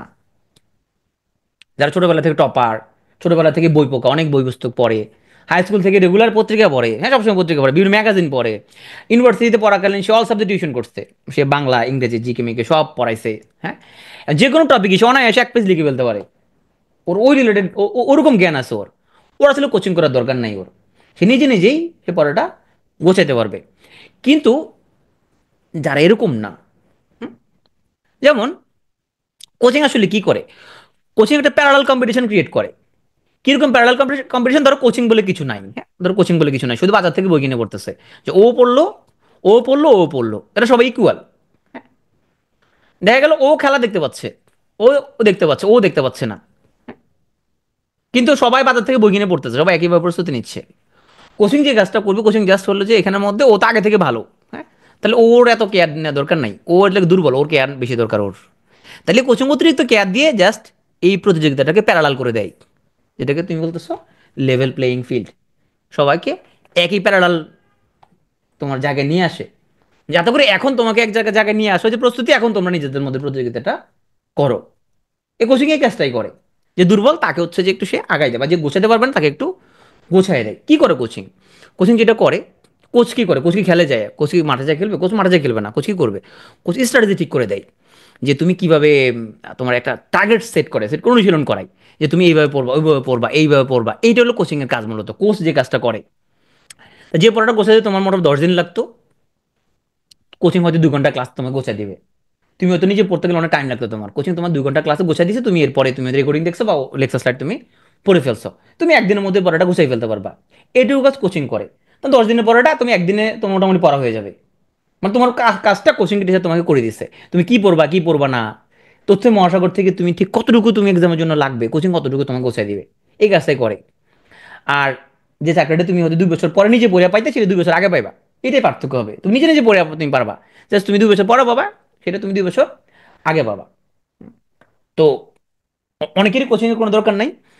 যাদের কোচিং দরকার, তুমি যেখানে পড়ো না কেন, আমি বলবো না তুমি পিটিওতে পড়ো, তুমি যেখানে পড়ো না কেন একটা জিনিস মনে রাখবা, যে হারবাল কোম্পানি টাইপের জিনিসপত্র পড়ো না, যে তোমার 24 ঘন্টা ফলাফল, 7 দিনের ফলাফল, হ্যাঁ 1 মাসের ফলাফল, হারবাল কোম্পানি টাইপের জিনিসপত্র না পড়ে ক্যানভাস এবং সস্তা জায়গা যেখানে পড়ে এইসব জায়গায় পড়িও না। এইসব জায়গায় কেন পড়বো না, কারণ সস্তা যারা পড়ায় ও কেন কেন সস্তা পড়ায়, কারণ ওর টার্গেট অনেক বেশি স্টুডেন্ট, ও হচ্ছে যে পড়াবো, যেহেতু ফি কম, সেহেতু সার্ভিস নিয়ে কারো যদি অসন্তুষ্ট থাকে ও চিন্তা করে দূরে, আমি তো 2,000 3,000 টাকা দিয়েছি, ওর এই সমস্যা কি, ও জাস্ট ওটা নিয়ে ভাববেও না, ওটা নিয়ে কেউ বদনামও করবে না সে, আর দূর থেকে ঠিক আছে আমি আর 2,000 টাকা গেছে আর কি, যা লস গেছে, হ্যাঁ। এই সস্তা টাইপের যারা পড়ায় এরকম, ওই জিনিসপত্র পড়ে তোমার আসলে কাঙ্ক্ষিত গন্তব্যে তুমি পৌঁছাতে পারবে না। এখন তুমি যেহেতু 32 বছরের একটা যে চাকরিটা তুমি পাবা, ধরলাম তুমি 32 বছরে পাবা, কে 30 বছরে পাবা, কে 28 বছরে পাবা, এটা তুমি ফল ভোগ করবা বাকি জীবন, হ্যাঁ এটা ফল তুমি বাকি জীবন পাবা তুমি। তো এটা আমার নিজের মনে হয় যে যাদের হচ্ছে যে কোচিং দরকার, এবং সে ফার্স্ট ক্লাস একটা তোমার হচ্ছে জব করে ফার্স্ট ক্লাস লাইফ কাটাতে চাই, তার জন্য প্রতি 30,000 টাকা বিনিয়োগ করার মনোভাব রাখা উচিত, যে আমি এই টাকাটা বিনিয়োগ করবো আমার কেরিয়ারের জন্য, হ্যাঁ। এখন যদি তোমার বিশ্বাস হয় যে কেউ ভালো পড়ায়, তাহলে তুমি 20-25 হাজার টাকা নিয়ে না চিন্তা করে ভবিষ্যতের কথা ভাববা। তবে আম, ভালো কোনো কোচিং মানে 1-1.5 লাখ টাকা মনে নেয় না, তাই না, বেশিরভাগ জায়গায় তোমার এরকম একটা পেমেন্ট নাই। তো এখন পিটুয়ে কিভাবে হেল্প করতে পারে, পিটুয়ে যেভাবে হেল্প করতে পারে তোমাদেরকে, আমাদের একটা ক্রাশ ক্রাশ প্রোগ্রাম চালু হবে, যেটা তোমার হচ্ছে যে পেমেন্টও অনেক কম। সেই ক্রাশ প্রোগ্রামটা তোমার হচ্ছে যে শুরু হবে আগামী 10 ডিসেম্বর, ওরিয়েন্টেশন দিয়ে শুরু হবে। আর এখানে আমি এখানে যে প্ল্যানটা করছি ওই প্ল্যান অনুযায়ী এই ব্যাচটা সাজানো হয়েছে। তুমি চাইলে এই প্ল্যানটা নিজেও ফলো করতে পারো। কি করছি আমরা এখানের মধ্যে, প্রথম 10 থেকে 11 দিন স্টুডেন্ট খুব জোশ থাকে, অনেক পড়াশোনা করে, ওই 10 থেকে 11 দিন ওদের উপর বেশি প্রেশার দিচ্ছি আমরা, তো ইংরেজি সাহিত্য বাংলা সাহিত্য এই দুটো প্রথম 10 থেকে 11 দিনের মধ্যে শেষ করে দিচ্ছি আমরা। এবং এই ক্লাসগুলো সাজানো হবে এমনভাবে যাতে ক্লাসের পরে ক্লাসে শেষ হয়ে যায়, এখানে অতিরিক্ত কিছু পড়ানো হবে না, একটু কম পড়ানো হবে রেগুলার ব্যাচের তুলনায়। রেগুলার ব্যাচে আমরা অনেক কিছু পড়াই, অনেক গল্প গুজব অনেক কিছু পড়াই, এখানে এত গল্প গুজব পড়ানো হবে না, শুধুমাত্র যতটুকু লাগবে অতটুকু পড়ানো হবে এখানের মধ্যে। বেশিরভাগ ক্লাসের পরে ক্লাসে পড়ানো ট্রাই করা হবে। তাহলে এখানে প্রথম 10 দিন তোমার প্রত্যেকদিন 2টা করে ক্লাস করতে হবে, সন্ধ্যা 7টায় একটা, রাত 9টায় একটা, লাইভ ক্লাস না করতে পারলে রেকর্ডিং দেখবা। প্রথম 10 দিন তুমি খুবই এফোর্ট দিবা, 2টা করে সাবজেক্ট পড়বা। এরপরে তুমি হচ্ছে যে 22-23 সারাদিন বসে বসে বাংলা লিটারেচার রিভিশন দিবা। 24 তারিখে তুমি বাংলা লিটারেচার ফাইনাল দিবা। এর 25-26 ইংলিশ লিটারেচার তুমি হচ্ছে নিজে নিজে পড়বা। 27 তারিখ এটার তুমি ফাইনাল পরীক্ষা দিবা। ইংলিশ লিটারেচার তুমি মোটামুটি আমরা স্লাইডে যা পড়াবে এর বাইরে তোমার কিছু পড়তে হবে না, মোটামুটি তোমার ওগুলোই পড়লে তোমার মোটামুটি যথেষ্ট, নিজেকে কিছু পড়তে হবে না। তাইলে আমরা 27 তারিখের ভিতরে আমরা মোটামুটি বাংলা সাহিত্য থেকে 20, ইংরেজি থেকে 15, সাহিত্য থেকে 15, তাহলে টোটাল হচ্ছে আমরা 35 নম্বরের প্রস্তুতি শেষ করে ফেলতে পারবো। এখন এখানে একটু আমরা আগে থাকার জন্য মোরাল এডিটে আমরা আগে নিয়ে আসছি। মোরাল এডিটে আমরা জাস্ট এখানের মধ্যে কত 1 2 3 4 5 6 দিন, 6 দিনের মধ্যে মোরাল এডিটটা তোমাদের শেষ করে দেওয়া হবে। তার ফলে তুমি আরো 10 নম্বর এখানে আগে গেলা। তবে জানুয়ারির ভিতরেই, মোটামুটি জানুয়ারির মধ্যে তোমার তোমার 45 মার্কসের প্রস্তুতি শেষ হয়ে যাবে, তখন তুমি একটা চাঙ্গা হইলা। এরপরে যেটা আমাদের একটা করে লাইভ ক্লাস, রাত 9টায়, জাস্ট রাত 9টায় একটা করে লাইভ ক্লাস। আর প্রতিটা লাইভ ক্লাসের তোমার হচ্ছে প্রতি একদিন অন্তর অন্তর ম্যাথের একটা করে রেকর্ড তুমি দেখবা। এই রেকর্ড দেখার জন্য আমরা যেটা সাজেশন থাকবে আমাদের, সেটা হচ্ছে যে যার যেটা স্ট্রং জোন, ম্যাথের কমফোর্ট জোন, যে চ্যাপ্টারগুলো তুমি ভালো পারো, তুমি সেই রেকর্ডগুলো তুমি দেখবা। যে যে চ্যাপ্টার কম পারো সে এখন এখানে সে সময় আসে ম্যাথে এত বাড়াবাড়ি করা লাগবে না। তুমি তোমার যদি মনে হয় আমি শুধু পাটিগণিত পারি, তুমি পাটিগণিত করো। বীজগণিত থেকে দুটা টপিক পারি, ওই দুটা টপিক করো। যে যে কটা টপিক পারে সে সে কটা টপিক পড়বে। আর যদি মনে হয় না আমি একটু রেকর্ড দেখে নেবো একটু কোনো মতে, তাহলে তুমি দেখে নিতে পারো। তুমি জাস্ট একদিন পর পর তুমি রেকর্ডিং দেখতে থাকবা। তা আমরা জোর দিচ্ছি এখানের মধ্যে, এরপরে আমাদের বাংলা ব্যাকরণ এবং মেন্টাল শুরু হবে। তাহলে একদিন বাংলা ব্যাকরণ, একদিন মেন্টাল। এবং এটা করতে করতে আমরা চলে আসবো 14 জানুয়ারিতে। 15-16 মেন্টাল রিভিশন, 17 তারিখ হচ্ছে মেন্টাল ফাইনাল। বাংলা ব্যাকরণ ক্লাস চলতে থাকবে, এর মধ্যে আমাদের শুরু হবে আইসিটি ক্লাস শুরু হয়ে যাবে। আইসিটি ক্লাস এবং বাংলা ব্যাকরণ একসাথে চলতে চলতে আমরা চলে আসবো 5 ফেব্রুয়ারি, 2 দিন আইসিটি রিভিশন। এরপর 7 ফেব্রুয়ারি আইসিটির ফাইনাল এক্সাম। বাংলা ব্যাকরণ আরেকটা ক্লাস হবে, সেই ক্লাসটা হয়ে 3 দিন বাংলা ব্যাকরণ রিভিশন দেওয়ার জন্য থাকবে, আর একদিন ফাইনাল এক্সাম। এরপরে শুরু হবে আমাদের হচ্ছে যে বাংলাতে বিষয়াবলী। তো বাংলাতে বিষয়াবলীর মধ্যে ইতিহাস টপিকের মধ্যে কিছু টপিক থাকে যেগুলো থেকে প্রশ্ন তুলনামূলক অনেক কম আসে। তো একটা হলো মোগল আমল। তারপর তোমার হচ্ছে যে এই টপিকটা আমরা রেকর্ডিং দেখাবো এখানে। যেহেতু আমাদের এখানে এইদিকে আসতে কিছু টপিক যেগুলো খুবই চেঞ্জ হয় নাই, আমরা আগে যা পড়াইছি এখনো তাই, এগুলোর মধ্যে আমরা বাংলা তোমার হচ্ছে যে বাংলাদেশের ইতিহাস যে টপিক, বাংলাদেশ বিষয়াবলিতে আমরা এখানে একটা, দুইটা, তিনটা, চারটা, পাঁচটা রেকর্ডিং ক্লাস তোমার করা লাগবে, জাস্ট 5টা রেকর্ড দেখবে এগুলো। আর বাকিগুলো সব লাইভ ক্লাস, তুমি লাইভ ক্লাস করলা। এরপরে তোমার এখানের মধ্যে সেলফ স্টাডি করবা 3 দিন, এবং তুমি হচ্ছে 2 দিন open book exam. Open book exam মানে হচ্ছে 2 দিন না, সরি, একদিন open book exam. Open book exam মানে আমরা 500 প্রশ্ন দিয়ে দিব। এগুলো তুমি এখন বসে বসে তুমি যেখান থেকে খুশি সেখান থেকে খুঁজে খুঁজে উত্তর দাও। এটা ওপেন বুক এক্সাম বলে, পিটিও তো ওপেন বুক এক্সাম নেই আমরা প্রতি সাবজেক্টে। তো ক্লাস বেসে সব সাবজেক্টে রাখা হয় নাই, এখানের মধ্যে আমরা বাংলাদেশ অ্যাফেয়ার্সে রাখছি। তা 3 দিন তুমি সেলফ স্টাডি করলা, নিজে নিজে পড়লা, রিভিশন দিলা। এবং তোমার এখানে ক্লাসগুলো করার সময় কিছু জিনিস তোমার ঘাটতি থাকবে, সেই ঘাটতিগুলো তুমি ফিল আপ করলা। আর এরপরে তুমি একদিন ওপেন বুক, একদিন তুমি ফাইনাল এক্সাম দিবা।